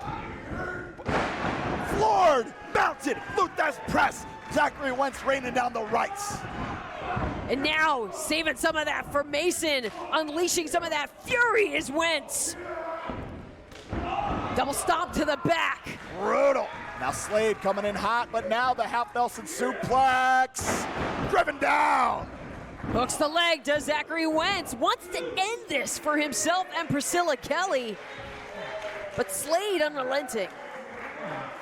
And now Wentz taking the moment to check on Priscilla Kelly. Priscilla Kelly can absorb an otherworldly amount of punishment, but I wonder if a tag this quickly is wise. The stereo super kicks find home. Mason makes the tag to Slade, or from Slade. Nobody home on the clothesline. The cross body block sends Mason and Wentz to the floor. Priscilla Kelly connects with the basement drop kick. Slade spills to the floor. Once again, action finding itself outside of the ring. Oh no, Kelly. We may not have a Thompson Hall after this Wild in the Streets main event. We may not have a, oh my God, Slade, Priscilla, Kelly right up here in the production area. Slade looking to hook up a choke slam. No, no, no, that is a long way down to the hardwood floor. Oh, that F&F suplex, some osteoporosis. My God, the herniation of how many discs in the neck of Slade? Priscilla, Kelly. That's an X factor in this moment here. Slade neutralized. And now Zachary Wentz, Priscilla, Kelly. They got Charles Mason in the crosshairs. But Mason you can never count out. You talk about otherworldly resilience. This man is fueled by violence. The high velocity, low meteora, but now able to back roll out. Death Valley driver! Snapped so quick with it. But just that quickly, Priscilla Kelly off of the top of the crossbody. Mason able to roll on through, the strength on display. And that tombstone. Looking to hook up the cradle, that Gotch-style tombstone pile driver. A sickening crunch. Rest in peace for Priscilla Kelly, but Zachary Wentz says no. Just creased Charles Mason with that low super kick. All 4 warriors down. And as I scan the room here at Thompson Hall, I see a lot of bewilderment on the faces of the faithful. They've never seen carnage quite like this. Zachary Wentz now tagging back into the contest. Priscilla Kelly looking to rebuild her energy reserves. Meanwhile, Slade has barely budged from the stage here at Thompson Hall. Mason, Wentz, back and forth, the big right elbows. Now open them up. Exchanging this offense. So much damage between these two. Cracks a kick right upside the jaw. We're gonna follow up now the Irish whip. Charles Mason reverses. Oh, drags the leg from underneath Mason, causing a face first. Hold on now, the fish hook, the ripcord wants that lariat again, but Wentz, the handspring, creates them with the flying knee. Right upside the jaw. And now keep your eyes on Wentz! Sticks the landing on the cutter. Incredible height. And now into that cover. Every last bit of energy, but he's dragged off of Mason by Slade. Now it is Slade laying in the leather on Zachary Wentz, but Wentz not leaving the pocket. Back and forth we go. The madman Slade. Zachary Wentz being forced to tap into his inner madman. Now Wentz, steel chair in hand. Priscilla Kelly is up on the stage. And Slade gets the double knees from Priscilla Kelly. Crushed in between that steel chair and the dual knees of Priscilla Kelly. Now Wentz and Kelly going on the offensive on Slade. Oh, geez, headbutt to the dome of Slade. Talk about being stuck between a rock and a hard place. And I think they're headed outside. Now looking to send him out. And Slade now, well, we here at Thompson Hall, we have seen folks get locked out of that back door before. Now, I don't know if Slade knows the full layout of this venue if there's another entrance here. He may be pounding on that back door. But meanwhile, Wentz and Kelly, eyes locked on Charles Mason, the man who pushed them to new limits here at Blitzkrieg Pro. Beyond the brinks of their humanity, and now Charles Mason, defiant even when the number's against him. The ripcord, lariat, but wait, crucifix, the super kick from Wentz, the crucifix bomb from Priscilla Kelly. Simultaneous kicks unfurled on Charles Mason, whose eyes are lighting up with delight. It's a night on the town for Charles Mason when he absorbs such punishment. But Priscilla Kelly wants to put those lights out. Tiger bomb connects. Wentz scales up to the top rope. Swanton bomb.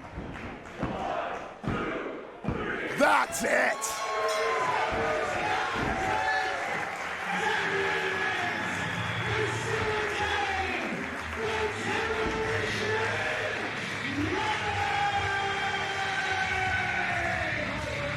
Well, kudos to pulling that card out, locking Slade out of the building.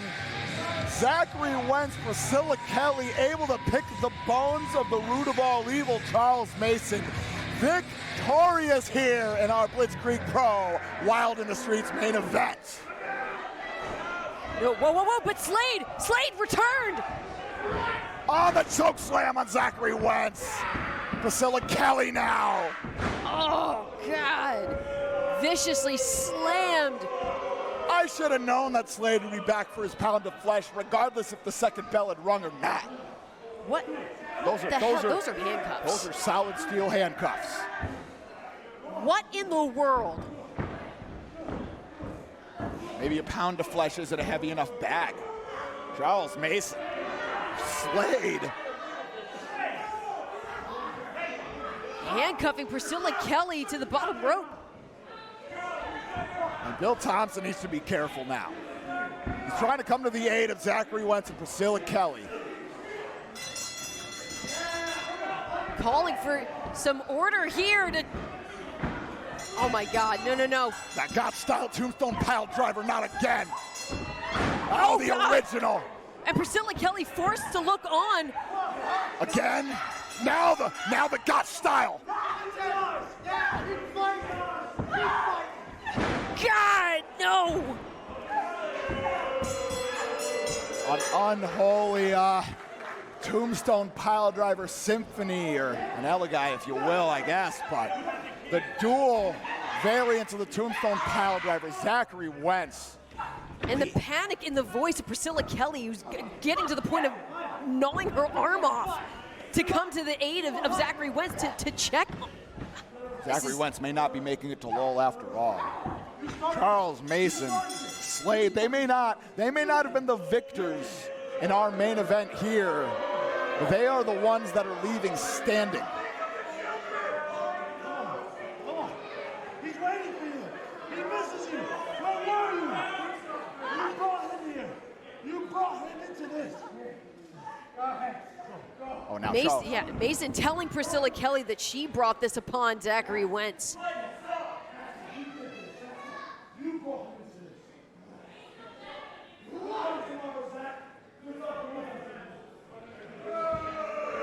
Who can stop Slade and Charles Mason with such bloodlust, such a desire to bring about carnage? Priscilla Kelly, Zachary Wentz. We're gonna need to find ourselves some medical help for Zachary Wentz. As Slade and Charles Mason make their exit. Folks, we thank you for spending your Saturday night with us here at Blitzkrieg Pro for Wild in the Streets live on IWTV.